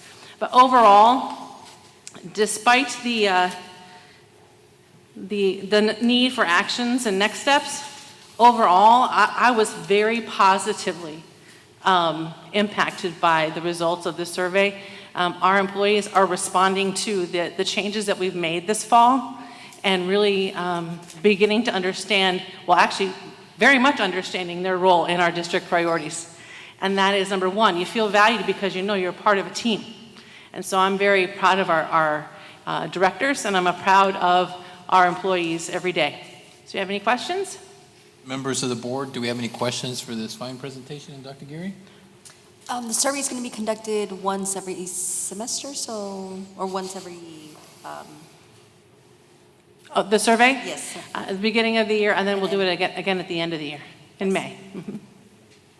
I have a question as well.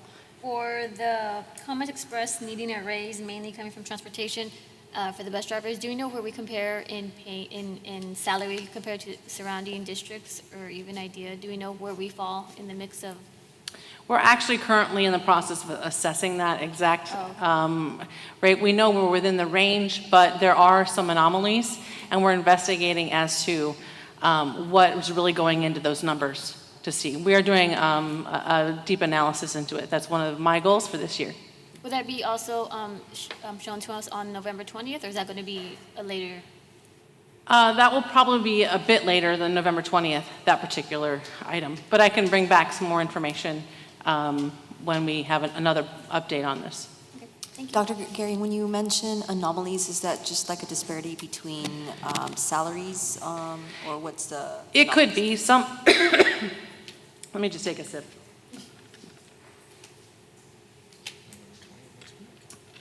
So if you're driving down the highway and you see such and such ISD is paying $30 an hour for bus drivers, right?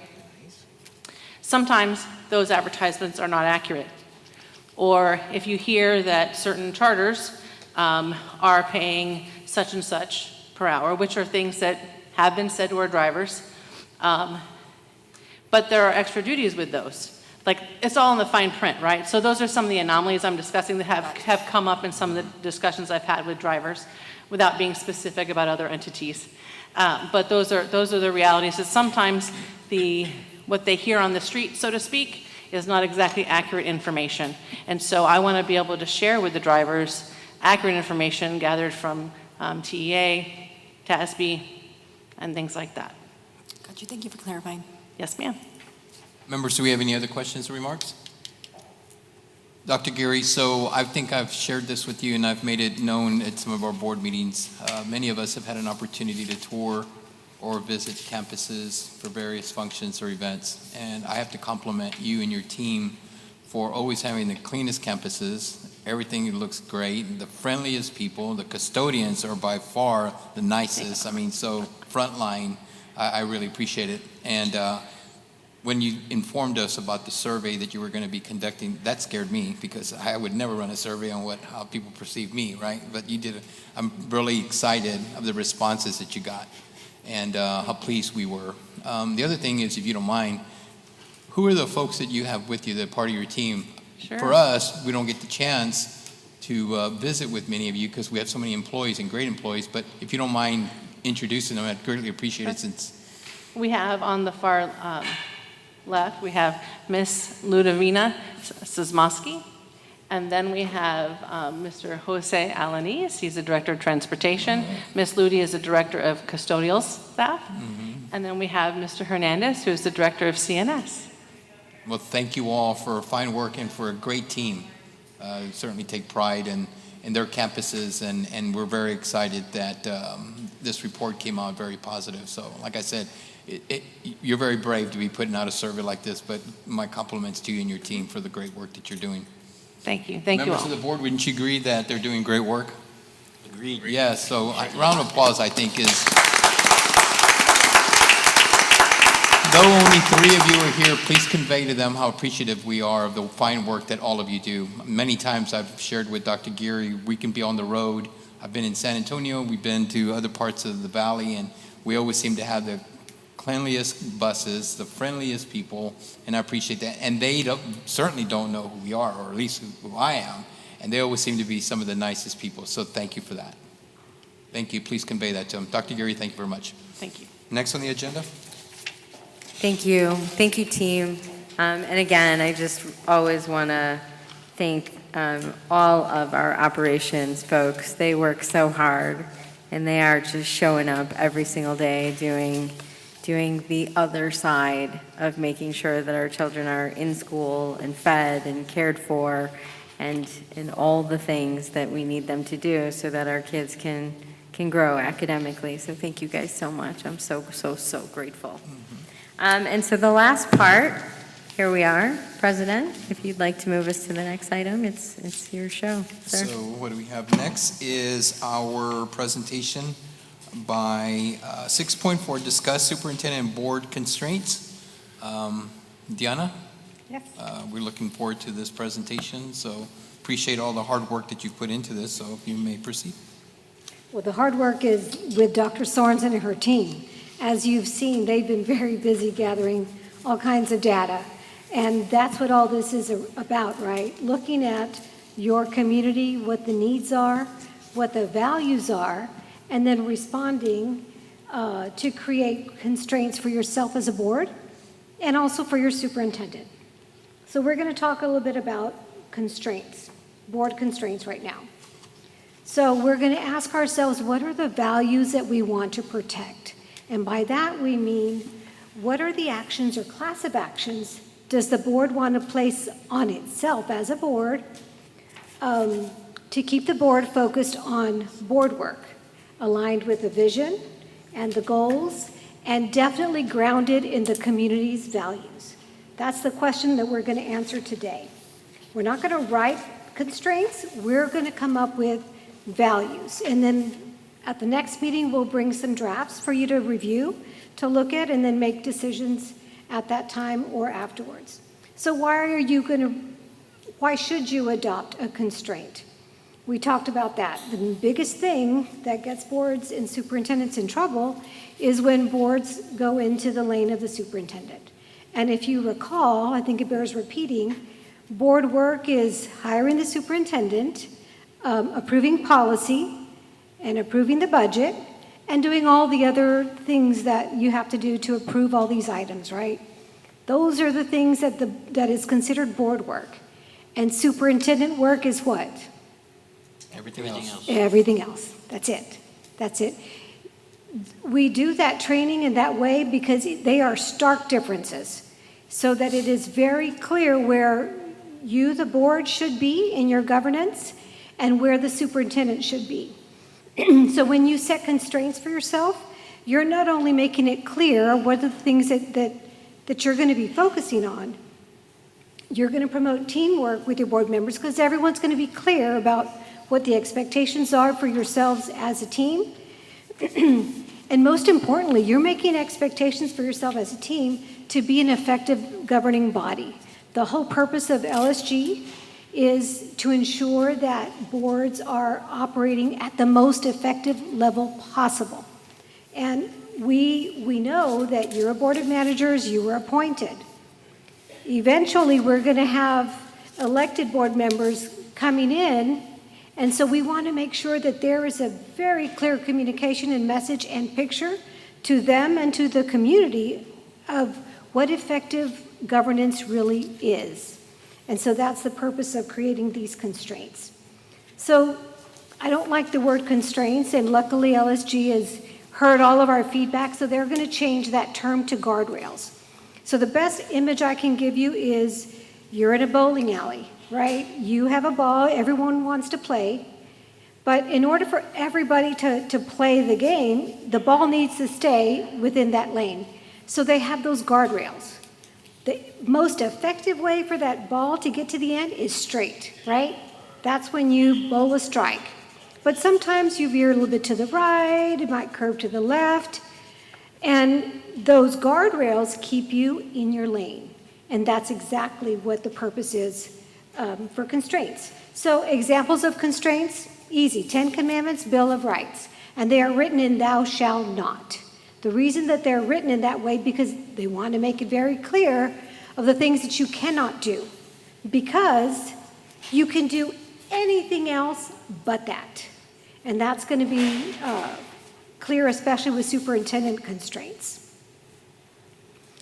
But for the board, we want you to operate at the highest level of effectiveness possible.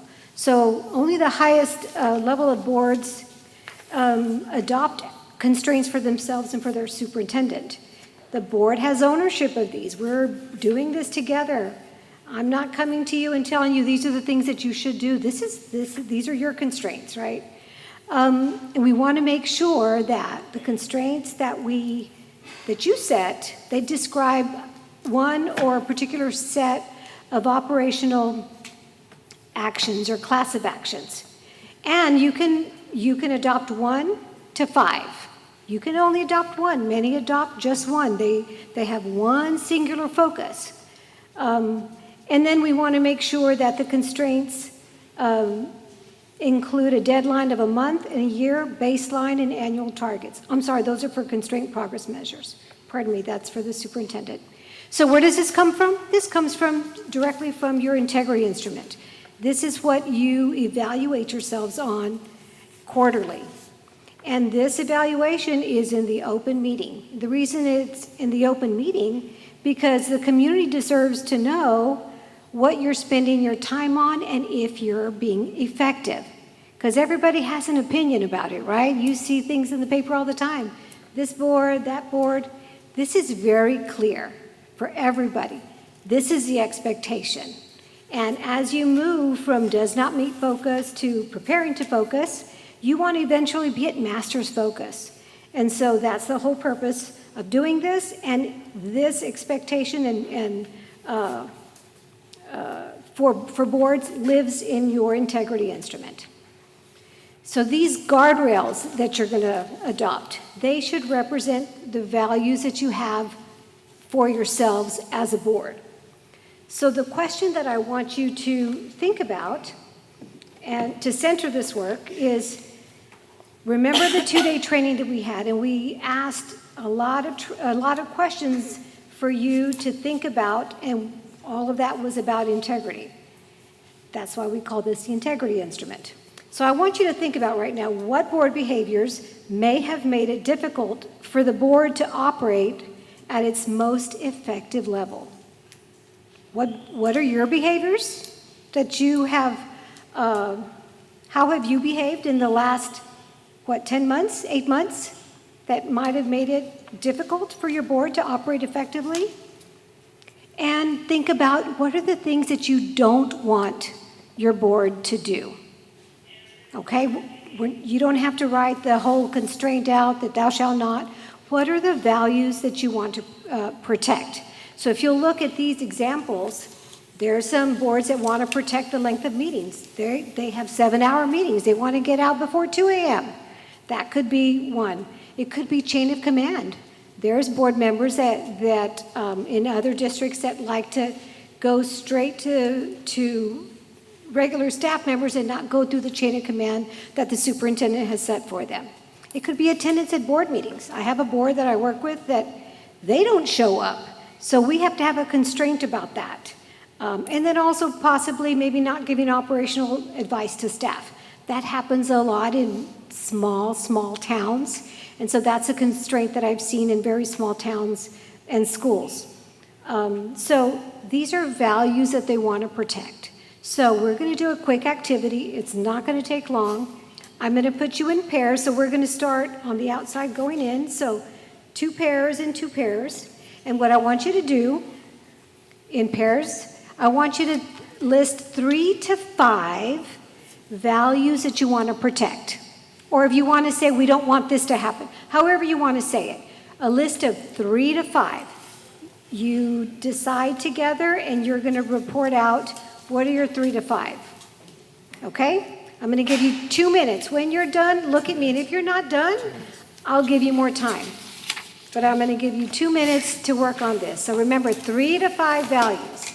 Go ahead and begin.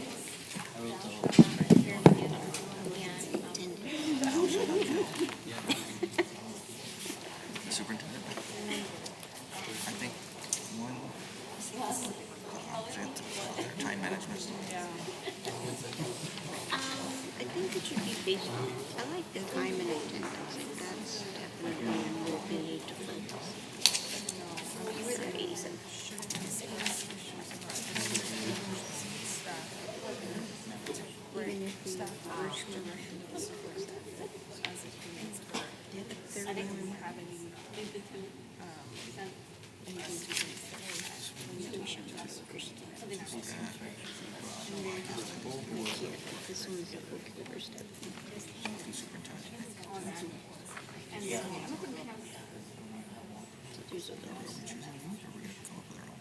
I think we can add additional.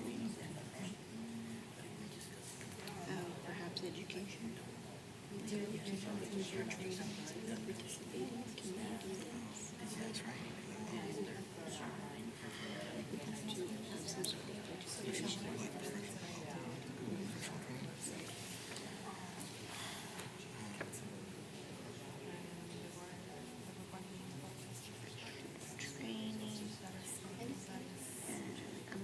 Community purchase. Professional training / development. Development.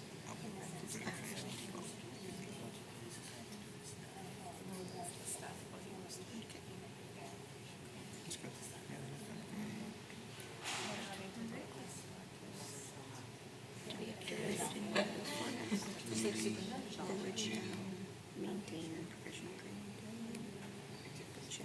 Just for me, I I don't know if we want to put things percentage.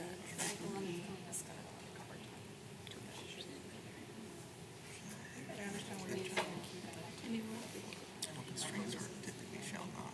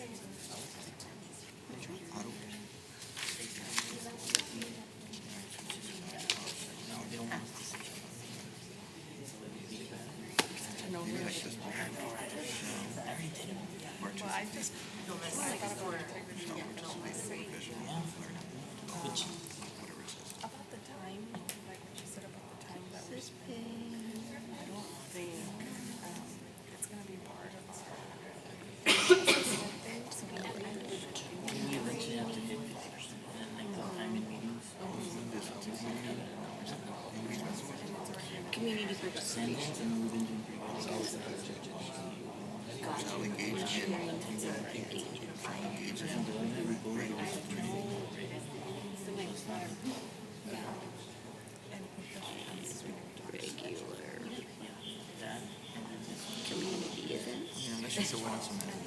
We're ready. Awesome.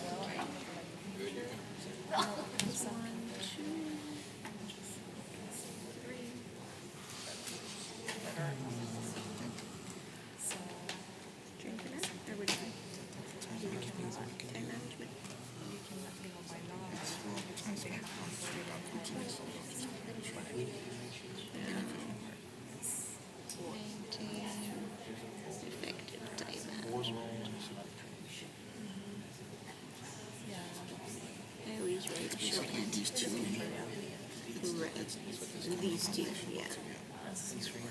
To get our.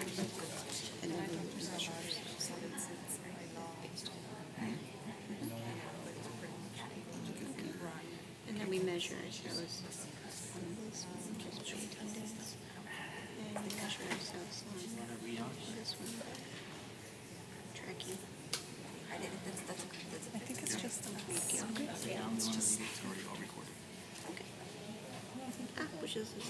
Diana, you think we're ready? Is everybody ready? Yeah, I think we can go ahead and give it a start. Okay, perfect. So now what I'm going to ask you to do is to get into quads. So the four of you get together and you compile both of your lists of 3 to 5 into one list of 3 to 5. Same thing over here, this quad. 3 to 5. Go.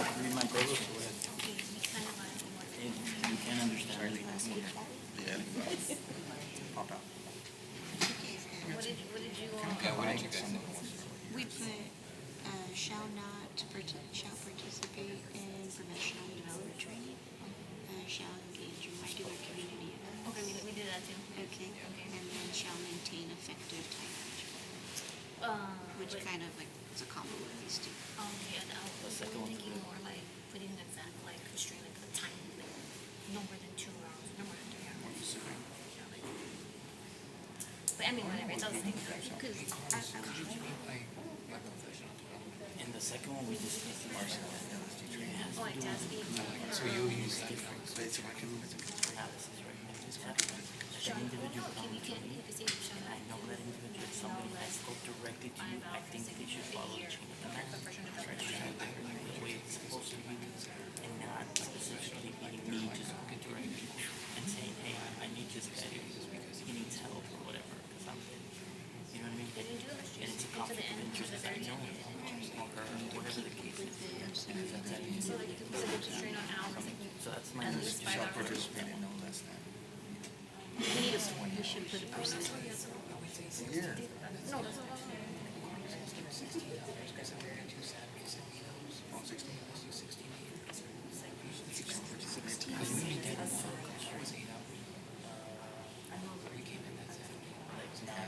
We're going to one next week. Oh, yeah, no, that's tasking. It's kind of, But it's a constraint it's for still. it's a constraint And those that get we're tracked online, setting like, for get tracked ourselves online. not to do, to go against or go towards the superintendent. Right? So, community-wise, we want all that, right? We want to help, we want to, but how can we maintain that? What about community? What percent are we giving ourselves? I mean, it's like, what, 5 events a year or something? And that could be anything, that could even be just less than the. I think so, yeah.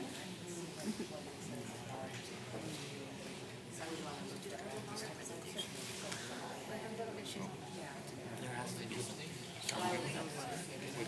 You can just mention that. Community. So we all agree on time management. Shall participate in professional development training, shall engage in But regular. put the hour, should put the hours, shall participate in no less. Yeah, you can do all you want. Because No less, okay. no less, because the shall participation. Not participate, shall participate. It makes it a constraint, like now you're constrained to 25 hours. Or 25 plus hours. In event. So because remember, we wanted to limit it to no more than 1 to 3. Those are really good ones too. Shall not fail to attend community events. The other one was, it was community, it was community, it was the time constraint on the meetings, and then the last one was the student outcomes, focusing on student outcomes during the meeting, like.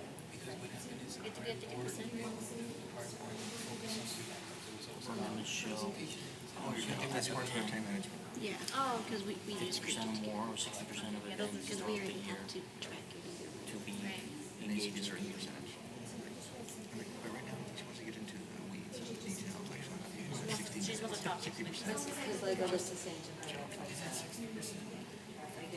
truly understand. I don't know the actual. And by that, it's like, the time on the focus on student outcomes during the meeting. 60%. Or maybe like just make, board members shall maintain engagement with Involvement within the community and Something bigger than 50, I know that. Something larger. district events. So what is why we're doing the consent agenda? All right, Mr. President, I think we're ready. I think we're ready. Okay. Jessica, you present for us. Yes, thank you, Jessica. We're gonna take down one. Okay. Okay, Diana, I think we're ready. And then the other one that we've got. Okay, guys. 3 to 5. This group report out. Do we have one person to let us know what those 3 to 5 are? We said the board shall participate in professional development training no less than 20 hours. Okay. Number 2, Per year. per year. And then number 2, the board shall engage in regular community events. Number 3, board shall maintain effective time management. Okay. Now, Dan, I know some of the verbiage probably needs to get polished, but I think you wanted at this point just some value statements, not necessarily the constraint itself, because I know Correct. we still need Yeah. to modify. We'll wordsmith them, and then we'll send them to you before the next board meeting, and you can send us feedback, send us, Marcy and I, feedback individually, and then we'll have something to share with you at the next meeting. Those are the value statements based on our, Correct. Okay. So you said, shall not, you want board members to have more than at least 20 hours or more of professional development. You want them to engage in community events. You want the board, and you also want the board to have effective time management. Yes. Got it. Next side over here.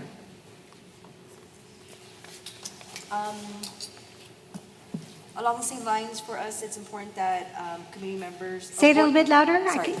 Along the same lines, for us, it's also important for our board members to be engaged in community events. And then for the time spent on student outcomes not to be less than 50%.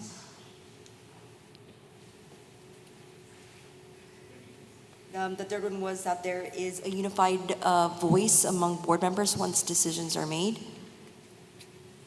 And then, That's a long, it's actual, that's the actual constraint though. just say The whole constraint. the concept. Or just like the concept. So that was 3. Do you have another one? Yes. Which one do I do? This one? All right. Board members shouldn't discuss issues about specific schools or specific staff members directly with the superintendent as it creates a conflict of interest. These concerns should be brought up to the whole board to discuss together.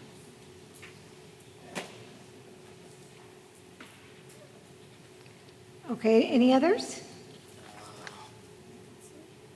So you said also attending community events, right? You want to make sure that you don't have less than 50% of the time focus on student outcomes. You want to have a unified voice for your decisions after you leave meetings. And you want to make sure that you discuss, that board members should not be discussing specific staff members and campuses with the superintendent without the other board members present. Did I get that? Yeah, I think that falls in line with the board understanding their roles, right? What's different between the Okay. board role versus the superintendent role. Okay, perfect. So the values that you want to protect, you want you guys to be, to have all the tools that you need, professional development. You want to make sure that you are engaged with the community. You know firsthand what's happening. You also want to make sure that you are utilizing your board's time wisely and the staff's time wisely. You want to make sure that there is a focus on student outcomes of no less than 50% of the time at board meetings. You want to speak with a unified voice, and you want to make sure that the board knows their role, correct? Yes. Awesome. So I'm going to take these, we will wordsmith them, again, we will send them to you, and we'll have something to bring back at the next meeting, and then you can decide how many you want after that time, but we'll work on all of these for you. And at this time, we have Dr. Sorensen that's going to talk about board constraints, superintendent constraints. Thank you, Deanna.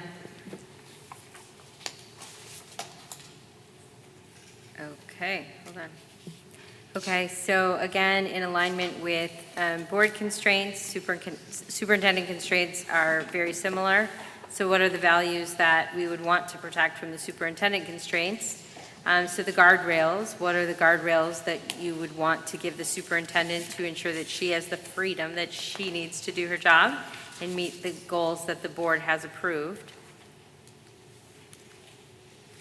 Oh my goodness, it just keeps going.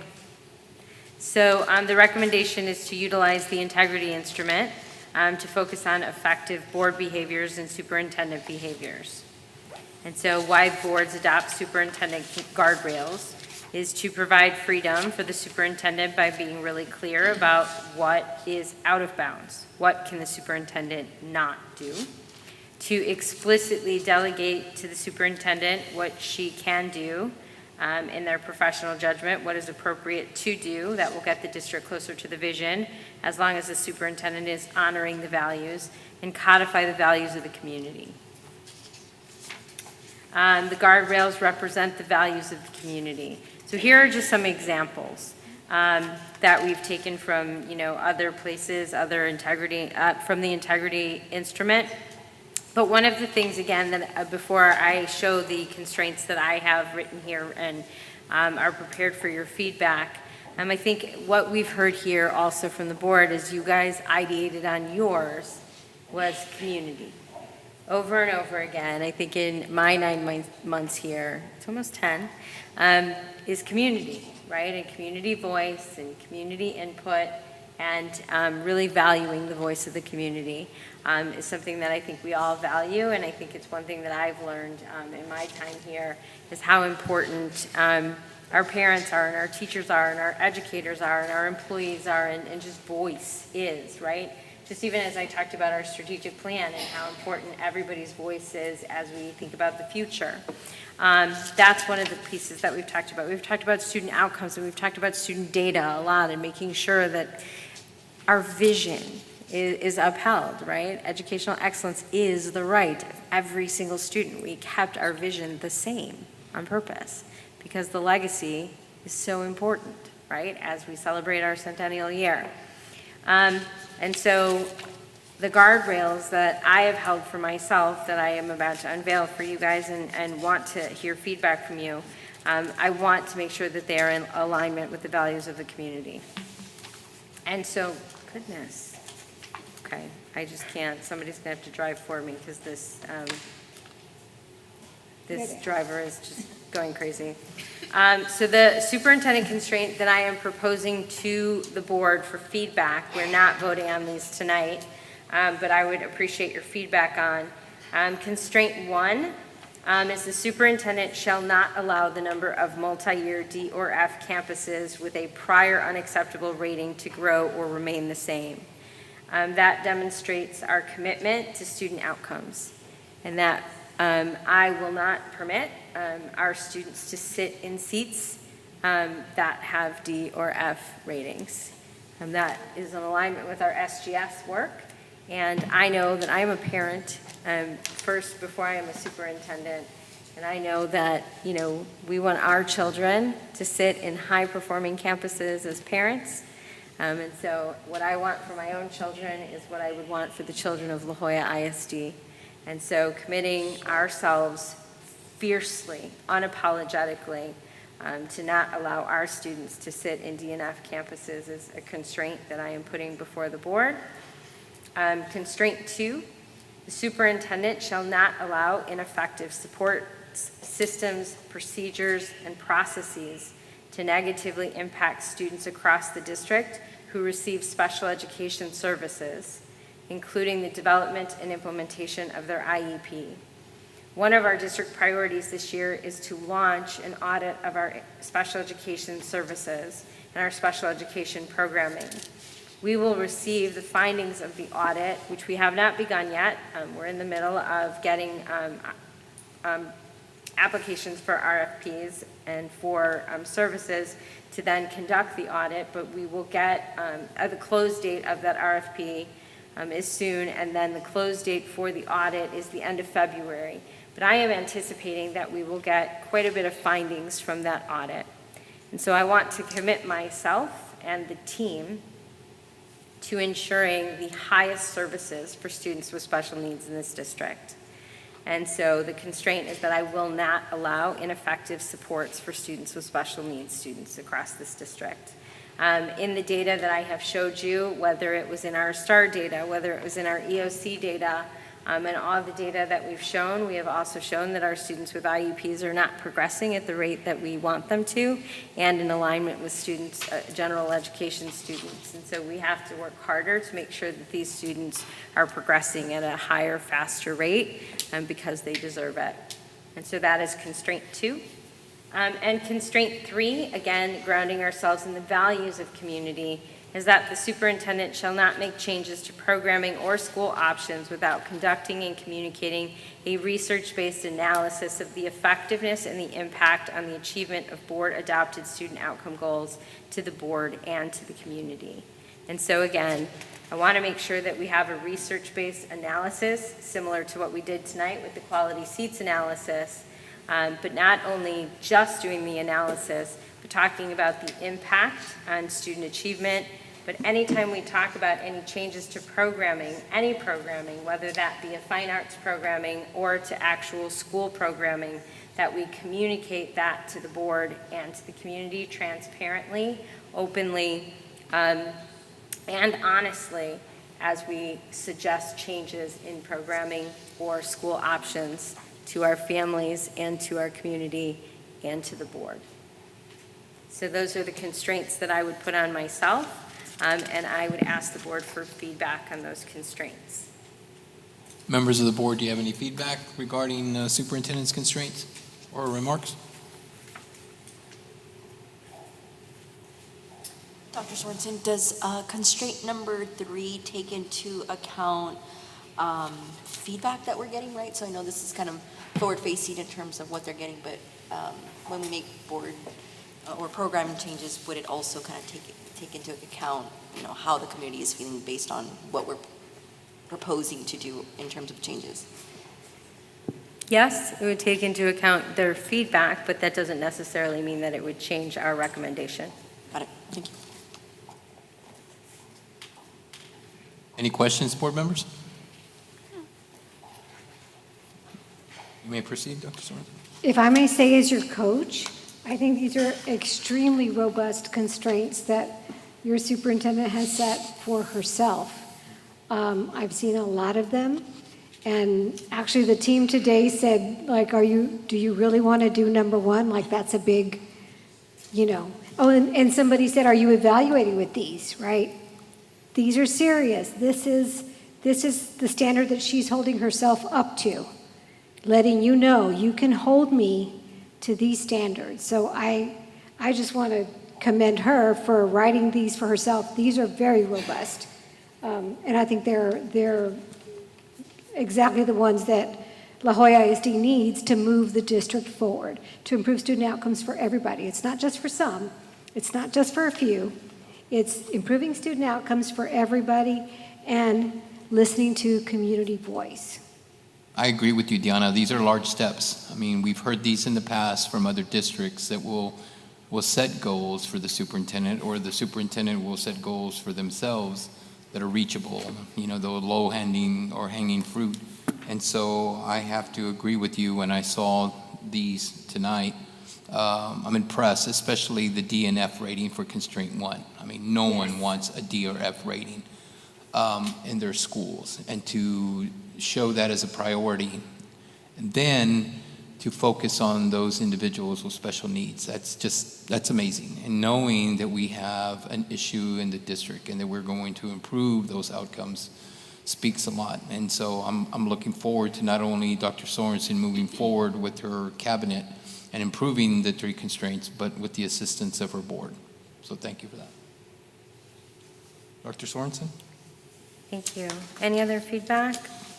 I'd just like to say thank you, Dr. Sorensen. You are holding yourself accountable, holding us accountable as a district, and it shows that we're all aligned together and with one mission, one vision, and they're ambitious, but that's what we're working towards.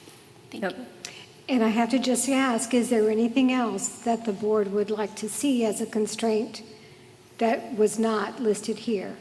Again, if you remember our 2-day training, the more goals and the more things that you're looking at and studying, the less likely it is that you're going to meet them. So. Thank you, I just Diana. want to ask Dr. Sorensen if you feel, I know you brought it up already, Diana, but I know we had a discussion already, but just to make sure that you're okay with constraint number 1, I mean, that's barely obviously ambitious, and we all want that, but I hate for this to be something that you get penalized on individually as a superintendent. Do you feel you have enough latitude, or is it just about right? Is it too constraining is my question. Is the constraint too constraining? thank you for that feedback. It is something I will take back and I will think about. I appreciate the feedback and I appreciate the latitude. I really do try very hard to think about everything that I do as a parent, first and foremost. I really do.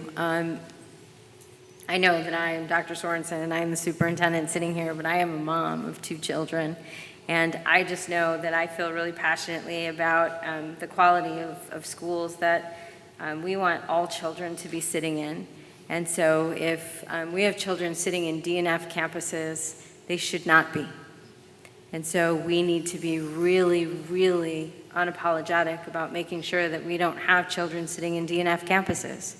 And so if we need to be aggressive and unapologetic about our actions to do something about that, then that's what we need to do. And if I need to be accountable for that, I feel strongly about that. But I am super grateful that I have a board member that is saying that maybe you need to think about that, Superintendent Sorensen. And so between now and our next board meeting, I will think on that, and I am very grateful that you are being thoughtful about me. It is my job to be thoughtful of others. So I will ponder on that, and I will bring forth a recommendation at the next board meeting and ask you to approve an iteration. But I will also float the iterations to you guys between now and the next board meeting, just like we're going to float iterations to you guys on what you proposed between now and the next board meeting. Members of the board, you heard Deanna say at this time, if we have anything you'd like to add as a constraint, certainly you're welcome to voice that at this time. Seeing that we have none, you can go ahead and proceed. Thank you, Deanna. And so I will just wrap up, again, just always reminding us at the end of Lone Star governance that ultimately student outcomes don't change until adult behaviors change. And so we are unapologetically focused on student outcomes changing. And so, Dr. Margot, that doesn't change until our behaviors change. And so part of that is just holding myself to the highest standards and highest expectations. And so with that, our superintendent updates conclude for the evening. And I know it was a very meaty presentation this evening. I thank you, board, for your patience and your engagement. There was a lot of information this evening. But as we proceed into this longer fall season, there's a lot of information to share with the community, and so we felt like we wanted to get it in front of you before we went out into the community, and so I am very grateful for your engagement and your patience this evening. Thank you, Dr. Sorensen. And to all those who made a presentation tonight, thank you very much for that certainly informative and educational presentation that you all presented tonight. So next item on the agenda is consent agenda item. Do I have a motion? I move to approve the consent agenda. Do we have a second? I second the motion. All in favor signify by saying aye. Aye. All opposed? Motion carries. Next item on the agenda is number 8. Number 8 is our closed session. At this time, it is 8:31, and we will be going into a closed session under section Texas Government Code 551.001, 551.071. Let me start over again. Texas Government Code Section 551.001, 551.071, 551.072, 551.074, 551.076, 551.129, and 551.0821 concerning any and all purposes permitted by the Act, including but not limited to the section purposes listed above. We are now in closed session, and it is 8:32. We are back from closed session. It is now 10:35 p.m. The next item on the agenda is action and discussion, item number 10.1, approval of everyday labs chronic absenteeism. Do I have a motion? I move to approve item 10.1. Do I have a second? I second the motion. All in favor signify by saying aye. Aye. All opposed? Motion carries. Next item is 10.2, approval of Lone Star Governance Board Self-Assessment using the LSG Integrity Instrument. Do I have a motion? I move to approve item 10.2. Do I have a second? I second the motion. All in favor signify by saying aye. Aye. All opposed? motion carries. Next item on the agenda for consideration is 10.3, approve resolution declaring surplus real property and authorization the sale of such property in accordance with legal requirements, including property commonly referred to as Howling Trails Golf Course and adjourning property. Do I have a motion? I move to approve item 10.3. Do I have a second? I second the motion. All in favor signify by saying aye. Aye. All opposed, motion carries. The following item is agenda item 10.4, consider action regarding level 3 DGBA grievance filed by Eric Hernandez. Do I have a motion? I move that the board uphold the level 2 decision of the administration and deny the grievance. Do I have a second? I will second the motion. All in favor signify by saying aye. Aye. All opposed, motion carries. The following item is agenda item 10.5, consider and take action regarding the superintendent's recommendation for the proposed termination of term contract employees. Do I have a motion? I move to approve item 10.5. Do I have a second? I second the motion. All in favor signify by saying aye. Aye. All opposed, motion carries. Next item on the agenda is agenda item number 11, which is our calendar. For record, November 20th, 2024, we will have a regular board meeting. November 25th through the 29th of 2024, Thanksgiving break, no classes. December 4th, 2024, special called board meeting, student recognitions. December 5th, 2024, La Jolla ISD 4th Annual Tree Lighting Ceremony. December 11th, 2024, regular board meeting.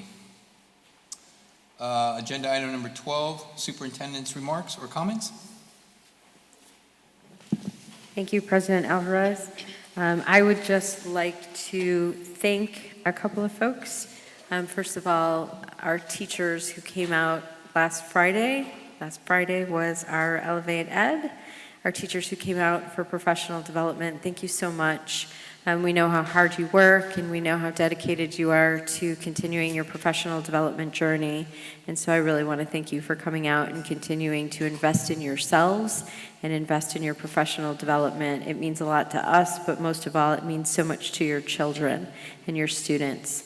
The investment that you continue to make in yourself and your professional growth is really just another signal to us how much you care about your students and care about your professional development and your growth. But it's really commendable. So thank you so much. But also thank you so much to our fine arts community. I will tell you that we had our 3 schools, one voice, mariachi and folklorico concert last weekend, and it was just absolutely stellar. As always, brought us all to tears. It's so lovely to just always see our community come together to celebrate the talent and the gift that our children just bring together. And of course, we had our art show, our chalk art display outside of the PAC. And so thank you to Mr. Adame and Dr. Zamora and all of our art teachers also for all that they pour into our students. It was just a wonderful display of all that La Jolla ISD brings together for our community. So thank you, thank you, thank you. Thank you, Dr. Sorensen. Do I have any other comments this time? No. Seeing that there's none, I do want to read a statement that we prepared following yesterday's elections on November 5th. In a letter dated October 8, 2024, the Texas agency announced the decision to continue the appointment of the Board of Managers for the La Jolla ISD, which maintains the temporary suspension of the powers and authority of the La Jolla ISD Board of Trustees. This letter was read at the La Jolla ISD's October 23rd, 2024 board meeting, and it is currently available for public viewing on the district website. As a result of the continued appointment of the Board of Managers, elected Board of Trustee members continue to have their power and authority suspended until the Commissioner of Education begins to transition back from the Board of Managers to the Board of Trustees. Individuals elected to the Board of Trustee seats during the appointed term of the Board of Managers will not be sworn in or assume the responsibilities of the La Jolla ISD Board of Trustees member. until the appointment of the Board of Managers expires. Texas Education Code 39A.209B and C states that the TEA Commissioner of Education must notify the Board of Managers not later than the second anniversary of the appointed date whether the Commissioner will start to transition back to the Board of Trustees or extend the placement of the Board of Managers. For the La Jolla ISD, this correspondence will occur no later than February 1st, 2026. Once the transition begins, the Commissioner will replace Board of Managers members on a rolling basis over a 3-year period. The La Jolla Independent School District held Board of Trustees elections on May 5th, 2024, in accordance with the Texas Education Code 39A.208A, which requires that the Board of Managers currently oversees the district order elections for new Board of Trustee members. In line with the Board of Policy, BBB, and the Texas Education Code, the Board of Managers will canvass election results not later than the 14th day of the election day. This date will be announced shortly.